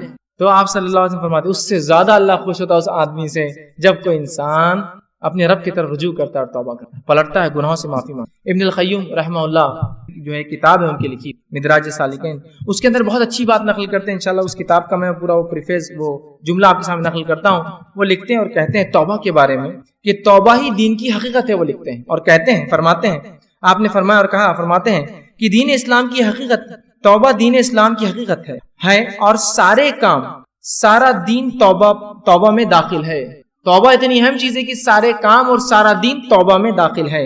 یہی وجہ ہے کہ توبہ کرنے والا اس بات کا مستحق ہے کہ اللہ تعالیٰ کا وہ دوست قرار دیا جاتا ہے, کیونکہ اللہ تعالیٰ توبہ کرنے والوں اور پاک صاف رہنے والوں کو دوست رکھتا ہے. کہ تو اللہ جس سے محبت کرتا ہے مطلب وہ اللہ کا دوست ہے نا. توبہ کرنے والوں سے اللہ محبت کرتا ہے مطلب اللہ کے دوست ہے. اس کا مطلب توبہ دین کا بہت اہم حصہ, بلکہ وہ کہتے ہیں بلکہ مکمل دین اسلام مکمل توبہ کے اندر ہے.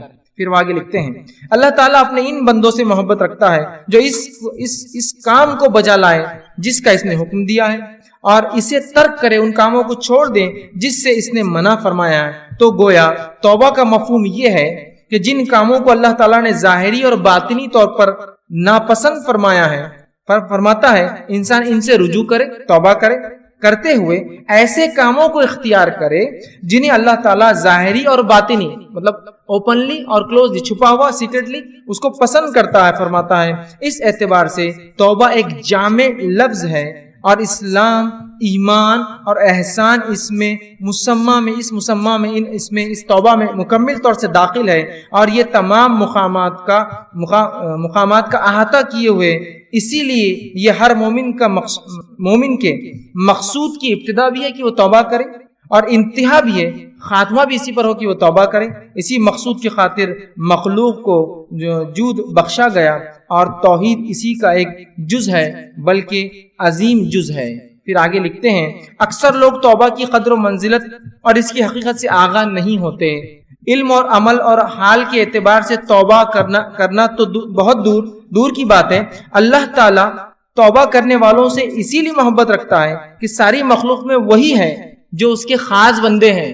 توبہ کرنے والے خاص بندے ہیں, گناہ گار تو سارے ہی ہیں, خاص ہیں. اگر توبہ اسلام کے تمام احکام اور ایمان کے کامل حقائق کی جامع نہ ہوتی تو اللہ تعالیٰ اپنے بندے کی توبہ پر اس قدر مسرت کا اعلان نہ کرتا. اگر توبہ بہت اہم چیز نہ ہوتی تو وہ حدیث میں وہ نہیں آتا کہ ایک آدمی جس طرح سے خوش ہوتا اللہ ویسا خوش ہوتا ہے.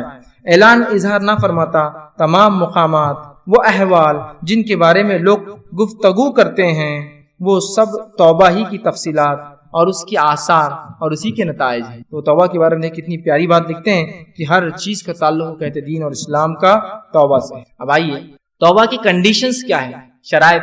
توبہ کے کنڈیشنز رکھنے سے پہلے ایک چیز کی وضاحت اور کلیریفیکیشن دینا چاہتا ہوں ایک مثال کے ذریعے. سمجھ لیجیے آپ اکاؤنٹس کیپنگ کرتے, اکاؤنٹنٹ ہے, یا آپ ایسا کام کرتے جہاں کو لکھنا خط و کتابت کا کام ہوتا ہے, رائٹنگ ورک ہوتا ہے. اب ہوتا یوں ہے کہ جب قلم یا پین غلط چل جاتا ہے تو بہت مشکل ہوتی ہے اس کو مٹانا, کٹ کرنا پڑتا ہے. اب ہو یوں کہ کوئی یہ کہے کہ دیکھو یہ جب لکھو تو اس پہ غلطیاں مت کرو, اور غلطی ہو تو میں ناراض ہوں گا. اور جب آپ لکھتے تو غلطی ہو جاتی تو آپ سوچتے کاش کہ کوئی ایک ایسی چیز ہوتی جس کے ذریعے میں کیا کروں جو غلطیاں ہو رہی اس کو مٹا دوں. تو سمجھ لیجیے آپ میرے پاس ہی کام کر رہے تھے یا میں آپ کے پاس کام کر رہا ہوں. میں نے آپ کو ایک ربر لا کے دیا, اریزر, کہ دیکھیے اگر غلطی ہو جائے تو اس سے کیا کرنا ہے, اس اریزر ربر سے اس غلطی کو مٹا دینا تاکہ اکاؤنٹس اچھے دکھے, خراب نہ ہوتا. سمجھ رہے بات. اب جب میں نے آپ کو دے کر چلا گیا تو آپ اس غلطی کو کچھ دن مٹاتے رہے, بعد میں آپ کے دماغ میں ایک نئی چیز آئی, اور ربر جو دیا گیا وہ غلطی کو مٹانے کے لیے دیا گیا. تو آپ نے کیا شروع کیا معلوم, پھر کاغذ پہ چھرے مارے اور مٹاتے جا رہے, چھرے مارے اور مٹاتے جا رہے. اس لیے ربر ہے نا اپنے پاس, تو چھرے ماریں گے مٹا لیں گے. تو ہم کو اللہ رب العزت نے ہماری فطرت میں چونکہ خطا ہے, غلطیاں کرنا ہے, ان غلطیوں کے اصلاح اور حل کے لیے, ان غلطیوں کی معافی کے لیے توبہ دی. تو ہم نے توبہ کو کیا سمجھ لیا کہ توبہ اس لیے دیا گیا کہ نئے گناہ کرنا ہے ہم کو, توبہ اس لیے دیا گیا کہ نئے گناہ کرنا ہے ہم کو, توبہ اس لیے دیا گیا تھا کہ جو گناہ ہو جاتے ہیں ان کی معافی ہوتی ہے. یہ بات میں اس لیے کہہ رہا ہوں کہ بہت سارے لوگ گناہوں کو اس لیے کرتے ہیں کہ وہ توبہ کرتے ہیں. ایک صاحب مجھے کہنے لگے دیکھیے میرا معاملہ ایسا ہے, میں نے فجر پڑھ کے آ جاتا, میں فجر پڑھ کے آنے کے بعد یہ کرتا وہ کرتا فلاں کرتا, بزنس میں جھوٹ بولتا فلاں سب کرتا, پھر الحمدللہ میں استغفار وہ کرتا اور ظہر پڑھ لیتا تو میرے پورے گناہ معاف. پھر اس کے بعد میں ظہر پڑھ کے آتا, پھر یہ کرتا وہ کرتا یہ کرتا یہ فلاں کرتا یہ فلاں کرتا اور یہ سب ہوتا. اس کے بعد کیا کرتا ہوں, بولے عصر پڑھتا ہوں استغفار کرتا ہوں اللہ سے گناہ معاف. پھر شام ہوتی ہے میں گھر آتا ہوں ٹی وی پکچر دیکھتا ہوں یہ کرتا ہوں گانے سنتا ہوں کرتا ہوں, سونے سے پہلے توبہ کر لیتا ہوں گناہ معاف. پھر صبح اٹھتا ہوں پھر نئے گناہ کرتا ہوں تو بس توبہ بس بولے میں نے اختیار کر لیا گناہ کر رہا ہوں اور معافی مانگ لیتا ہوں فوراً الحمدللہ بولے میرے گناہ جبھی معاف ہو جاتے ہیں. کیا توبہ اس لیے دی گئی تھی کہ آپ گناہ کرتے جائے اور معافی مانگتے جائے, گناہ کرتے جائے اور معافی مانگتے جائے؟ توبہ کا معنی کیا ہے, اس کے شرائط میں چھپا ہے. توبہ کسے کہتے ہیں بھائی, کنڈیشنز دیکھ لیجیے ورنہ وہ غلط فہمی لوگ ہوتے ہیں. ایک واقعہ میں نے پہلے بھی سنایا تھا کہ ایک صاحب ایک مرتبہ حج کو جا کے آئے, وہ ایک سنستھا سوسائٹی چلاتے تھے. آنے کے بعد کچھ لوگوں سے انہیں ایڈوانس پیسے لے رکھے تھے کہ یہ نوکری دوں گا, وہ پیون کی نوکری دوں گا, ٹیچر کی نوکری دوں گا. اب جب واپس آئے تو لوگوں نے کہا بھائی بہت اب تم جانے لگے حج کو, کہ بھائی بہت وہ ہو گیا, آپ حج کو جا رہے ہیں تو ہمارے پیسے واپس کر دیجیے. تو کہا آئے بات دیں گے نا. جب حج سے آ گئے تو کہا کہ بھائی آپ پیسے دے دیجیے, آپ نوکری تو نہیں دے رہے. تو کہ ہمارے پچھلے گناہ تو پورے معاف ہو گئے, سمجھ رہے آپ. اور پھر اللہ ان پر رحم کرے, انہوں نے پیسے نہیں لوٹائے, کہا حج ہو گیا ہمارا. اور مفتی صاحب نے بول دی تھی حج ہوا تو پچھلے گناہ معاف ہوتے. ارے بد اخلوں, مفتی صاحب نے جو کہا تھا گناہ معاف ہوتے تو اس کا مطلب یہ تھوڑی ہے کہ تم نئے گناہ کرو حج کے بعد آ کر. وہ تو ان لوگوں کی جو سچی توبہ کے ساتھ گئے تھے اپنے رب کے پاس رجوع کیا, ان کی معافی. اور بندوں کے حق تو معاف ہی نہیں ہوتے ہیں, یاد رکھیے, حج سے بھی معاف نہیں ہوتے ہیں, یاد رکھ لیجیے بات. آپ صلی اللہ علیہ وسلم حدیث سے فرمایا کوئی شخص شہید ہو جائے پھر زندہ کیا جائے, پھر شہید ہو جائے پھر زندہ کیا جائے, پھر شہید ہو جائے پھر زندہ کیا جائے, لیکن قرض باقی ہو تو مغفرت نہیں ہوتی. کیا چاہیے آپ, قرض باقی ہو تو شہید کو بھی نہیں ہے تو دوسروں کا تو چھوڑ دیجیے. تو آئیے اس کی شرائط, کنڈیشن بہت امپورٹنٹ. توبہ کے فضائل فائدے پتہ چل گئے, کنڈیشن نہ پتہ چلے تو انسان کو لگے گا گناہ کرنے کے لیے تو توبہ ہے, نہیں گناہ ہو جائے تو توبہ ہے. آئیے سنی کنڈیشنز. توبہ کی شرائط جو ہے وہ یہ ہے, علامہ راغب اصفہانی اور امام نووی رحمہ اللہ توبہ کی شرائط لکھتے اور کہتے ہیں جو ہے برے کام کو اس کے گناہوں کی وجہ سے ترک کرنا. توبہ سے پہلے انسان جو برے کام کو چھوڑتا ہے, کیوں چھوڑتا ہے, اس کی نیت کیا ہو, توبہ کے لیے نیت یہ ہو انسان کی کہ برے کاموں کو اس کی قباحت برائی کی وجہ سے چھوڑنا. بہت سے لوگ برے کاموں کو چھوڑتے ہیں لیکن اس کی برائی کی وجہ سے نہیں. کیوں چھوڑتے ہیں, اب میں شرابی ہوں, میں شراب اس لیے اب نہیں پی رہا ہوں کہ اس لیے کہ اب بیٹی بڑی ہوگی رشتے نہیں آئیں گے نا, تو میں نے شراب اس لیے نہیں چھوڑی کہ شراب پینا حرام ہے, میں نے شراب اس لیے چھوڑی کہ بیٹی کے رشتے کا معاملہ. تو وہ لکھتے ہیں کہ گناہ کو اس لیے ترک کرنا ان کی قباحت کی وجہ سے, دنیائی مفاد اور فائدوں کے لیے نہیں, ان کی برائی کی وجہ سے کہ اللہ بہت میں گناہ میں تھا. ٹھیک ہے, تو توبہ کے لیے یاد رکھیے, توبہ جو ہم کریں گے تو گناہوں کو ہم اس لیے چھوڑیں گے کہ ان کی قباحت کی وجہ سے. اب کنڈیشن رکھ رہا ہوں. فرسٹ پہلی کنڈیشن, گناہوں کو ہم چھوڑیں گے جس سے ہم توبہ کرتے ہیں, مطلب اس گناہ کو ہم چھوڑ دیں گے جس سے ہم توبہ کرتے ہیں, پہلی شرط. دوسری شرط وہ یہ ہے اس گناہ پر ندامت ہم کریں گے, نادم ہوں گے. پہلا ہم اس گناہ کو چھوڑ دیں گے جس کے بارے میں ہم توبہ کر رہے ہیں, اس گناہ پر ہم نادم ہوں گے جس گناہ کو ہم نے کیا تھا. اور تیسری شرط یہ کہ جو ہے یہ پختہ ارادہ کریں گے کہ اگلی بار وہ گناہ نہ ہو. یہ تین کنڈیشن ہوں گے تو توبہ قابل قبول ہے. تو وہ شخص حج کو جا کے آیا اس نیت سے کہ اگلے گناہ کروں گا, تو کیا اس کی توبہ قبول ہوئی؟ نہیں, وہ فیل گیا. اس لیے کہ توبہ کی پہلی شرط کہ گناہ کو چھوڑے, اس نے تو گناہ کرنے کے لیے توبہ کی. نادم ہو, وہ نادم کہاں تھا, اس نے تو نئے گناہ کے لیے کام کیا. اور تیسرا فرمایا پھر دوبارہ وہ گناہ نہ کرے. تو یہاں تو ہم تو توبہ کو سمجھ رہے گناہ نئے کرنے کا راستہ. تو پہلا انسان گناہ کو چھوڑ دے, دل میں نادم ہو, اور تیسرا دوبارہ وہ گناہ نہ کرے, تو پھر اللہ رب العزت کو ضرور توبہ قبول کرنا پائیں گے. اس لیے کنڈیشن ہے توبہ کے ساتھ. چوتھی ایک اور کنڈیشن ہے توبہ میں اندر. یہ تو اللہ کے معاملے میں تین کنڈیشن, بندوں کے معاملے میں فورتھ کنڈیشن آ کر اٹیچ ہو جاتی ہے. وہ کیا ہے, بندے کا حق لیا تھا, مارا تھا, تو حق لوٹائے اور معافی مانگے. حق لوٹائے اور معافی مانگے. بہت سے لوگ کیا کرتے ہیں, ہاں توبہ کی چار شرائطیں سمجھ میں آ گئی. پہلے تو گناہ کو چھوڑ دینا, میں نے ایک کی زمین لی تھی اب میں کسی کی زمین نہیں ماروں گا. دوسرا کہ جو ہے اس کو نادم ہونا, میں دل میں بہت نادم ہوں کہ ان کے پلاٹ ان کے گھر پہ میں قبضہ کر کے بیٹھ گیا, بہت نادم ہوں. تیسرا دوبارہ نہیں کرنا اس گناہ کو, تو اب دوبارہ ان کا کوئی گھر میں نہیں لوٹوں گا. چوتھا بھائی مجھے معاف کر دو, تمہارا گھر میں نے لیا, معاف کر دیا, میں نے گھر خالی کرو. نہیں, خالی کا معافی ہوگی نا, معافی مانگ لیا نا میں نے آپ سے. بندے کا معاملہ آئے گا تو دو چیزیں کرنا ہے, اس سے معافی بھی مانگنا ہے اور چیز بھی لوٹانا ہے. نہیں تو معافی مانگ لیا, میں نے آپ کا موبائل چرایا تھا, معاف کر دینا مجھے, میں آپ کے گھر میں بس گیا تھا, مجھے بہت پشیمانی ہوئی, بہت غلطی ہوئی, اگلا کوئی گھر نہیں لوٹوں گا آپ کا میں, اب میں وہ ہو گیا, اب بس معاف کر دو مجھے. نہیں, آپ بندے سے معافی بھی مانگیں گے, چیز واپس لوٹائیں گے. اب کچھ لوگ سوال کرتے ہیں اب دادا نے کسی کی زمین مار کے رکھی تھی. میں زمین کا ایگزامپل کیوں دے رہا معلوم ہے؟ اس لیے کہ حدیث میں زمین کی جو وعید آئی ہے نا اس کا اندازہ نہیں لگا سکتے کسی کی زمین مارنے کی کیا وعید. آپ نے فرمایا جو ایک بالش زمین کسی کی دنیا میں مارے گا, ایک بالش مطلب اپروکسیمیٹلی ایک ہاتھ 9 انچ to 10 انچ ہوتا ہے, 9 سے 10 انچ. ایک بالش جو زمین مارے گا اللہ اس بالش کے برابر 7 زمینوں کا توق اس کے گلے میں ڈالیں گا روزے خان. صرف ایک بالش. ہم تو کسی گھر میں کرائے سے رہ گئے اور گھر ہی مار لیا اس کا. کتنے بالش کا گھر ہے, اتنی زمین, 7 زمین, 7 ارتھ, اتنا وزن اس کے گلے میں ڈالا جائے گا. توق کہتے ہیں کوئی گلے کی گردن کے اطراف چیز. کیا عظیم گناہ, اندازہ لگا سکتے کیا عظیم. سری حدیث کا میں نے خیر ایگزامپل دیا. تو ہمیں کیا کرنا ہوگا؟ اگر وہ شخص مر گیا جس کی زمین, اور وہ شخص مر گیا جس نے زمین لی تھی, میرا دادا تھا وہ, تو مجھے اس کے پوتا اگر زندہ ہے تو جانا پڑے گا, کہنا پڑے گا میں فلاں کا پوتا ہوں اور میرے دادا نے حق مارا تھا, میرے بھائی یہ زمین تیری ہوئی تاکہ میرے دادا کو کم سے کم نجات تو ملے. تو وارث ہے چونکہ ان کا, یہ تیری, تم کو کیا کرنا, میں نکل, یہ میری نہیں, یہ میرا ذمہ نہیں, میں یہ بوجھ اپنے سر پہ نہیں, یہ کرنا ہوگا تاکہ وہ بھی بچے جس نے لوٹا ہے اور ان کو حق ملے. چاہے وہ چلا بھی گیا ہو تو کم از کم وارثین کو اس کا حق ملے. ٹھیک ہے.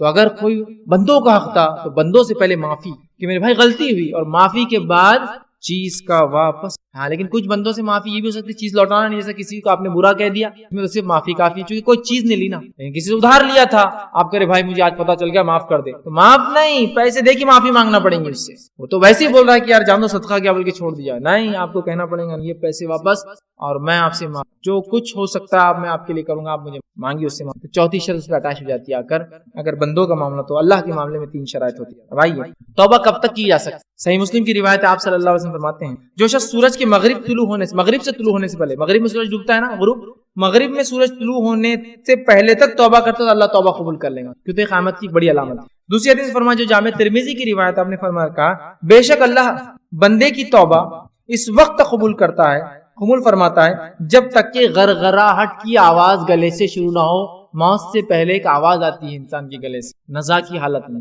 تب تک توبہ قبول. اس لیے کہ ایک آدمی کی موت اس کی قیامت ہو جاتی ہے, اور یا تو قیامت کی کوئی بڑی علامت ہے. تو توبہ کب تک کی جا سکتی ہے؟ موت تک کی. تو قیامت کی بڑی علامت ایک الگ چیز, موت تک. اور کوئی یہ نہ سوچے کہ ابھی تو بہت ٹائم باقی ہے, تو مرنے سے پہلے کیا کریں گے توبہ. بہت سے لوگ ایسے عقیدے کے میں نے دیکھا ہے کہ کہتے ہیں مرنے سے پہلے توبہ کر لیں گے, مرنے سے پہلے فلاں کام کر لیں گے, اللہ سے معافی مانگ لیں گے. کیا کوئی جانتا ہے ہم کس کی موت کب آئیں گی؟ کوئی لکھ کر دے سکتا ہے بانڈ پیپر پہ کہ ہاں میری موت تو ابھی بہرحال 20 سال بعد تو میں رہوں گا ہی, تب آ جانا؟ کر سکتا ہے کوئی؟ نہیں کر سکتا نا موت کے تعلق سے. نبی اکرم صلی اللہ علیہ وسلم ایک خاتون کہ اللہ کے رسول صلی اللہ علیہ وسلم مجھے فلاں کوئی چیز کی حاجت ہے, تو آپ نے کہا ٹھیک ہے مجھ سے آ کے لے لینا جب ضرورت پڑے. تو کہا آپ کو اگر نہ پاؤں تو, مطلب آپ دنیا سے چلے جائیں, انتقال کر جائے تو کہا ابو بکر سے لے لینا. تو کہا ابو بکر کو نہ پاؤں تو کہا پھر عمر سے لے لینا. حدیث میں ایک تو پتا چل رہا ہے کہ اللہ کے رسول کے بعد کوئی ذات دنیا تو ابو بکر, اور ان کے بعد کوئی تو عمر, یہ بھی پتا چل گیا. اور دوسرا یہ انسان کبھی دنیا جا سکتا ہے. اس خاتون کو ہوا کہ آپ وعدہ تو کر رہے ہیں, کون پورا کریں گا؟ تو کہا میرے بعد, مطلب آپ کا ذمہ دار, آپ کا خلیفہ کون بنے گا؟ حدیث میں یہ بھی اس کا اشارہ ہے, ابو بکر بنے گا تو ابو بکر سے آ کے لے لینا, اس کے بعد عمر بنے گا, عمر سے آ کے لے لینا. ٹھیک ہے. اور اس سے ایک بات یہ بھی پتا چلی کہ جو ذمہ دار ہوتا ہے, وارث نہیں, مطلب مثال کے طور وارث کی تو میں نے ایگزامپل دیا نا, بیٹے نے دادا نے لوٹی تھی, لیکن ذمہ دار ہوتا ہے. کبھی کوئی آرگنائزیشن ہے جس کی زمین کھا کر بیٹھے تھے, جس کا پیسہ لے بیٹھے تھے, تو آرگنائزیشن میں تو اس کے پریزیڈنٹ چینج ہوتے رہیں گے, جو بھی وقت کریں گے اس کو دینا پڑے گا. کیونکہ یہاں کیا پوچھا, آپ کو نہ پاؤں تو ابو بکر ذمہ دار ہوں گے تو ابو بکر سے لے لینا, ان کو نہ پاؤں تو عمر ہوں گا پھر عمر سے لے لینا. سمجھ رہے ہیں بات؟ تو یہ ضروری ہے, یاد رکھیے, اس سے پہلے توبہ کر لے. موت کب آئیں گے نہیں جانتے ہیں, توبہ کیجیے, اور بندوں کے حق ہو تو پہلے کیجیے بھائی میرے, اس لیے کہ اللہ کے حق کے تعلق سے پھر بھی امید ہے کہ اللہ معاف کریں گے, لیکن بندے تو معاف نہیں کریں گے. روز قیامت وہ شخص مفلس ہوں گا جو دنیا میں حق مار کے آئیں گا بندوں کا اور توبہ نہ کی اور ان سے معافی نہ مانگی. آئیے اسی طرح جو ہے اللہ ہمارے کسی بھی گناہ کو معاف کرتا ہے کنڈیشن کے ساتھ, شرائط کے مطابق. وہ جو کنڈیشن میں نے 3 اور 4 رکھی ہے اس کے مطابق سچی توبہ ہو تو اللہ ہر گناہ کو معاف کر لیتا ہے. آئیے صحیح بخاری کی روایت سنیے, آپ صلی اللہ علیہ وسلم کہتے ہیں ایک شخص نے گناہ کیا اور پھر کہا اے اللہ میں تجھ سے اپنے گناہ کی بخشش طلب کرتا ہوں, اللہم اغفر لی ذنبی, اے اللہ میں تجھ سے اپنے گناہ کی بخشش. تو اللہ تعالیٰ فرماتا ہے اور کہتا ہے فرشتوں کہ میرے بندے نے گناہ کیا اور وہ جانتا ہے, اسے معلوم ہے کہ اس کا ایک معاف کرنے والا رب ہے جو معاف بھی کرتا ہے اور پکڑتا بھی ہے, تو میں نے اسے معاف کیا. پھر وہ گناہ کرتا ہے, دوسرا مطلب وہ گناہ نہیں, چونکہ کنڈیشن شرائط کے ساتھ وہ معافی مانگ رہا ہے. پھر انسان ہونے کے بعد دوسری خطا ہوتی ہے, وہ کہتا ہے اللہ میرے گناہوں کو بخشش دے, میرے گناہوں کو اللہم اغفر لی ذنبی, اللہ میرے گناہوں کو معاف دے, مجھے بخشش کر دے. اللہ فرماتا ہے اے فرشتو میرا ایک بندہ ہے جس نے گناہ کیا اور وہ جانتا ہے اس کا ایک رب ہے جو معافی بھی دیتا ہے پکڑتا بھی ہے میں نے اسے معاف کر دیا. پھر اس سے کوئی خطا ہوتی ہے وہ کہتا ہے اللہ میری بخشش کر دے, میری مغفرت مجھے معاف کر دے. اللہ کہتا فرشتوں میرا ایک بندہ ہے جو جانتا ہے اس کا ایک رب ہے جو اس کے گناہوں کو معاف کرتا ہے اور میں نے اس کو معاف کر دیا. اور پھر کہتا ہے اللہ تعالیٰ فرماتا ہے اب تو جو چاہے کر میں نے تجھے معاف کر. اس لیے کہ وہ بندہ یہ غلطی کر رہا ہے لیکن فوراً شرائط کے بنیاد پر ایسی توبہ کرا جو سچی ہے تو اللہ اس کے وہ گناہ کو معاف کر. پھر دوسری اس سے خطا ہو رہی کوئی دوسرے معاملے میں انسان ہے ہوتا ہی ہے, پھر وہ معافی مانگ رہا اپنے رب سے, اللہ پھر معاف کر رہا ہے. پھر اس سے تیسری خطا ہو رہی ہے وہ پھر سچی توبہ کر رہا ہے اور وہ گناہ دوبارہ نہیں دہرا رہا ہے, اللہ معاف کر رہا ہے اور کہہ رہا ہے میرا بندہ مجھ سے معافی مانگتا ہے اور اسے پتا ہے اس کا ایک رب ہے جو اسے معاف کرتا ہے, جا میں نے تجھے معاف کر دیا. سچی توبہ کا فائدہ ہے کہ اس سے گناہ ہوئے اور 3 بار اس نے سچی توبہ کی, رب نے اس کو معاف کر جو چاہے کر. مطلب یہ کہ وہ ایک سچا بندہ ہے جو توبہ کرتا ہے, لیکن یقیناً یہ گناہ کی دعوت نہیں, یہ استغفار کی دعوت ہے, یہ گناہوں سے رجوع کی دعوت ہے. یعنی کہ گناہ کرو اور اللہ معاف کریں گے, گناہ کرو اللہ معاف کریں. جو عقیدہ رکھے تو یہ عقیدہ درست نہیں اسلامی. جو گناہ ہو جاتے اللہ اس کو معاف کر چاہے کسی بھی قسم کا گناہ انسان سے ہو. آئیے صحیح مسلم کی ایک روایت سنیے, آپ فرماتے ہیں اللہ رات کو اپنا ہاتھ پھیلاتا ہے تاکہ دن میں برائی کرنے والا توبہ کر دے, اور اللہ سبحانہ تعالیٰ جو ہے دن میں ہاتھ پھیلاتا ہے تاکہ رات میں گناہ کرنے والا اس سے جو ہے توبہ کر لے. اور یہ معاملہ اللہ کا قیامت تک سورج کے مغرب سے طلوع ہونے تک چلتا رہے. روز اللہ رب العزت اپنے ہاتھ پھیلاتا ہے اور لوگوں سے کہتا ہے اور معافی دیتا ہے تاکہ جس نے دن میں گناہ کیا ہو رات میں معافی دے دوں, رات میں گناہ کیے ہو دن میں معافی دے دوں. اور یہ معاملہ اللہ قیامت تک چلتا ہے. اس سے پتہ چلتا ہے ہر گناہ کی معافی ہے اگر وہ اس کے شرائط کے ساتھ کیے جائے. زنا کیا ہو, شرک کیا ہو, بدعت کیا ہو, کفر کیا ہو, قتل کیا ہو, کسی قسم کا گناہ ہو بندوں کا ہو تو معافی اس میں انکلوڈ ہو جائیں گی, اللہ معاف کریں گا بس توبہ سچی اور پھر انسان اس کو نہ دہرائے. جامع ترمذی کی روایت ہے, آپ صلی اللہ علیہ وسلم فرماتے ہیں, حدیث غور سے سنیے توبہ کے بارے میں بڑی. اللہ فرماتا ہے اے ابن آدم جب تک تو مجھے پکارتا رہیں گا اور مجھ سے امید وابستہ رکھیں گا تو جس حالت پر بھی ہوگا میں تجھے معاف کرتا رہوں گا. اے ابن آدم جب تک تو مجھے پکارتا رہیں گا مجھ سے معافی طلب کرتا رہیں گا تو جس حالت میں بھی ہوگا گناہ کے میں تجھے معاف کرتا رہوں گا اور میں کوئی پرواہ نہیں کروں گا کسی چیز کی تجھے معافی دینے میں. ٹھیک, آگے فرماتا اللہ اے ابن آدم اگر تیرے گناہ آسمان تک پہنچ جائے پھر تو مجھ سے معافی مانگے تو میں تجھے جو ہے بخش دوں گا اور میں کوئی پرواہ نہیں کروں گا. اگر تو آسمان تک بھی تیرے گناہ ہو اور تو مجھ سے معافی مانگے میں تیرے گناہوں کو جو ہے معاف کروں گا. آگے اللہ رب العزت فرماتا ہے تو مجھے معاف کر دوں گا. اے ابن آدم اگر تو زمین بھر کے گناہوں کے ساتھ میرے پاس آئے گا اور اس حال میں ملے گا کہ تو نے کبھی شرک نہ کیا ہو, تیری موت شرک پر نہ آئی ہو, تو میں تجھے اتنی ہی مغفرت کے ساتھ ملوں گا, اتنی ہی مغفرت کے ساتھ ملوں گا. ابن آدم اگر تو میرے پاس آئیں گا زمین بھر کے گناہ لے کر اور لیکن تو نے شرک نہ کیا ہوں گا, توحید پہ تیرا عقیدہ ہوں گا, لیکن تجھ سے گناہ ہوئے ہوں گے تو میں بھی تجھے توبہ کی ہوں گی تو میں بھی تجھے اتنی ہی زمین بھراور مغفرت کے ساتھ ملوں. کتنا ہمارا رب معاف کرنے والا, کتنا رحم کرنے والا. بس 2 واقعات آخر توبہ کے سچے واقعات, ہم بات کو اپنی ختم کریں گے کہ سچی توبہ کیا ہوتی ہے اور اس کی کیا فضیلت ہے. صحیح بخاری کا واقعہ ہے, ایک شخص تھا ہم سے پچھلی قوم میں, اس نے 99 قتل کیے تھے, 99 انسانی جان کا قتل بہت سنگین جرم ہے, یاد رکھیے بہت سنگین جرم ہے. سب سے قیمتی چیز دنیا کے اندر کوئی ہے تو انسانی خون ہے. اس لیے کہ روز قیامت عبادت میں جو سب سے پہلا سوال ہوگا وہ نماز کا, اور بندوں کے حق میں جو سب سے پہلا سوال ہوگا وہ خون کا ہونے والا. یاد رکھیے تمہاری وجہ سے کسی کا خون تو نہیں بہا یا قتل. تو آپ صلی اللہ علیہ وسلم فرماتے ہیں 99 قتل. نادم ہوا, خواہش جاگی کہ کیا میری توبہ ہے. ایک شخص کے پاس گیا, اسے لیکن علم نہیں تھا. اس نے کہا کیا میری توبہ ہے, میں نے 99 مرڈرز کیے. اس نے کہا اے شخص تیری توبہ نہیں ہے, تو نے تو راستہ بند کر لیا توبہ کا. تو اس شخص کا ارادہ 100 خون کا تھا, اس نے اسی شخص کو ہی مار دیا اور کہا میں نے 100 کا ارادہ کیا تھا, 100 کمپلیٹ. لیکن پھر نادم ہوا کہ مجھ سے کیا گناہ ہو گیا. پھر ایک ایسے شخص کے پاس گیا جو علم رکھتا تھا, کہا کیا میری توبہ ہے. اس نے کہا تیرے رب اور تیری توبہ اور تیرے رب کے بیچ میں کون آ سکتا ہے, تیری توبہ ہے. تو اللہ سے سچی توبہ کر, اور اس بستی جس میں تو رہتا وہاں گناہ ہوتے ہیں, اس بستی میں تیرے سے گناہ ہوتے ہیں, اس بستی کو چھوڑ کر نیکوکاروں کی بستی کی طرف نکل جا. اس شخص نے دل میں ندامت تو تھی, سچی توبہ کی اور آگے نہ کرنے کا پکا عزم کیا, توبۃ النصوحہ کیا اور اس بستی کی طرف چل پڑا جس بستی کی طرف اس کو بتایا گیا تھا کہ وہاں اچھے لوگ رہتے ہیں. جب وہ راستے میں جا رہا تھا موت آ گئی اور وہاں گر گیا. حدیث میں الفاظ ہے شر اور خیر دونوں فرشتے آ گئے, جنت اور جہنم, اور دونوں نے کہا کہ بھائی اس کو تو ہم لے جائیں گے, اس کو ہم لے جائیں گے. بات اللہ کے پاس پہنچائیں گے, اللہ دونوں فرشتے ہم دونوں پہنچ گئے وہاں, کیا بات ہے, اس کا کیا معاملہ ہے. اللہ کہیں اللہ نے کہا پھر کہ جس بستی سے نکلا تھا برے لوگوں کے، جس بستی کی طرف جا رہا تھا، اور فاصلہ ماپا جائے، جس کی طرف زیادہ ہوگا اس کے ساتھ فیصلہ کر دیں۔ اور مختلف روایتیں مختلف الفاظ آتے ہیں کہ وہ کیا ہوا۔ ایک میں ہے کہ وہ جب اس کو ماپا گیا تو اچھی بستی کی طرف اس کا ایک ہاتھ تھا، ایک روایت میں کہ جب اس کو ماپا گیا تو اللہ نے زمین کو اس بستی کو کھینچ کر جو اچھائی کی تھی اس کی طرف کر دی اور برائی کی بستی کو اس سے دور ہٹا دیا، اور جب دیکھا گیا تو اچھائی کی طرف، اور اس کی مغفرت ہو گئی، اللہ نے اسے معاف کر، اتنی بڑی بات ہے نا، معاف کر دیا اللہ۔ لیکن اس میں جو بات تھی، پہلا پوائنٹ وہ دل میں نادم تھا، دوسرا پوائنٹ اس نے گناہ سے توبہ کی، تیسرا نقطہ کبھی نہیں کرنے کا پکا عزم کیا، اور چوتھا نیک لوگوں کی طرف جا رہا تھا تاکہ اچھے عمل کرے۔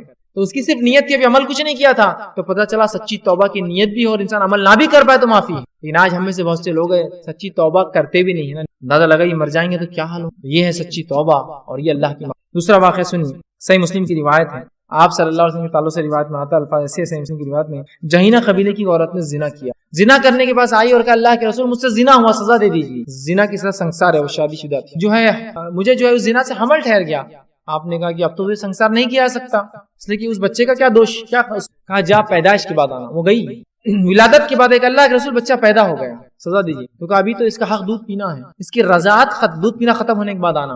وہ دودھ پینا ختم ہونے کے بعد آئی، کہ اللہ کے رسول یہ دیکھو بچہ کچھ کھاتا ہے، آپ صلی اللہ علیہ وسلم نے کچھ دیا، بچے نے خود سے کھایا، آپ نے بچے کو جو ہے ذمہ دار لوگوں کے حوالے کر دیا اور اس عورت کو سنسار کر دیا۔ جب اس عورت کو سنسار کیا گیا تو عمر ابن خطاب رضی اللہ عنہ تھوڑی کراہت محسوس کرنے لگے اس کے بارے میں، اس لیے کہ آپ صلی اللہ علیہ وسلم نے اس کی جنازے کی نماز پڑھا۔ تو کہا اللہ کے رسول آپ اگر ایک زانیہ عورت کی جنازے کی نماز پڑھائیں گے لوگ کیا سمجھیں؟ تو عمر ابن خطاب رضی اللہ عنہ کو اللہ کے رسول صلی اللہ علیہ وسلم نے کہا اے عمر، اس عورت کی توبہ اتنی سچی تھی کہ مدینے کے 70 لوگوں میں تقسیم کر دی جاتی تو سب کے مغفرت کے لیے کافی، سب۔ اور اس زمانے مدینے میں صحابہ رہتے تھے، صحابہ 70 لوگوں میں تقسیم کر دی جائے تو اس کی مغفرت کے لیے اتنی سچی تھی، اس لیے کہ زنا اس نے کہاں کیا تھا؟ اکیلے میں، کس نے دیکھا تھا اس کو؟ پھر بھی سزا لینے کے لیے آئی ہے۔ اس کے بعد میں نے اس کو موقع دیا، بچے کو پیدا ہونے کے بعد چاہتی تو واپس نہ آتی، چھپ جاتی، واپس بچے کو لانے کے بعد پھر اسے موقع دیا کہ رضا دودھ پلانے کے لیے موقع لے، لیکن اس کے بعد بھی وہ برابر واپس آئی۔ اندازہ لگائیے نا، کسی مجرم کو اگر ڈھیل دی جائے تو کہ واپس جائیں گا؟ اس کی توبہ اتنی سچی تھی کہ اگر مدینے کے 70 لوگوں میں بانٹ دی جائے نا سب کی مغفرت کے لیے کافی ہے۔ ہمارا رب تو دیکھیے ہر توبہ کو قبول کرتا ہے، شرط ہے کہ توبہ سچی ہو۔ تو یہ ہمارے لیے ضروری ہے کہ ہم اپنے ہاتھوں کو اپنے رب کے سامنے اٹھائیں، اپنے سر کو جھکائیں، اپنے گناہ اور معصیت پہ خوب گڑ گڑائیں کہ اللہ ہم سے یہ گناہ ہو، ہم بہت گنہگار ہیں، اور اپنے رب سے سچی معافی مانگیں، صدق دل سے توبہ کریں۔ اگر بندوں کا حق ہو تو سچے دل سے ان حقوق کو واپس کر دے، اور توبہ استغفار کا ایک معمول زندگی بنا لے کہ جو پچھلے ہوئے اللہ وہ ختم کر دے، اگلے جو ہونے کی امکانات ہے اس سے مجھے بچا لے، اور اگر ہو یا نہ ہو استغفار کا معاملہ جاری رکھے، ورنہ توبہ اگر نہیں کریں گے وہاں بڑھتے جاتے ہیں، یاد رکھیے۔ اور یقین جانیے ہم اتنے نیکوکار لوگ نہیں ہیں کہ اتنی نیکی ہم سے اتنے گناہ ہم، توبہ ایک بہترین طریقہ ہے۔ ہم سچی توبہ کریں، اپنے گناہوں پر نادم ہوں۔ اور کون سا ایسا شخص دنیا کا جس نے گناہ نہیں کیے، جس نے جو اپنے آپ کو پارسا اور پاک بتایا کہ میں نے نہیں کیے؟ ہر شخص گنہگار ہے۔ راستہ یہ ہے مغفرت کا، گناہ مٹانے کا طریقہ یہ ہے کہ ان کنڈیشنز کے ساتھ توبہ کیجیے اللہ سے۔ اللہ کو انشاءاللہ عزیز اگر ہم صدق دل سے توبہ کریں گے ضرور معاف کرنے والا پائیں گے، اور ہم جو ہے استغفار کی خوب کثرت کریں اور دوسروں کو بھی اس میں شامل کرے کہ اللہ دوسروں کے گناہ بھی معاف کر، ان کے لیے بھی استغفار کرے، دوسرے لوگوں کے لیے تاکید کرے ان کو گناہ چھوڑنے کی، اور دوسروں کے لیے بھی استغفار کیا کرے، صرف اپنے لیے نہیں۔ صرف مومن صرف اپنے لیے نہیں سوچتا، دوسروں کا بھی سوچتا ہے۔ لہٰذا ہم خوب سے جو ہے توبہ کرے، جو گناہ ہو چکے ہیں ندامت کرے، اور اس کے بعد گناہوں کی طرف نہ پلٹے۔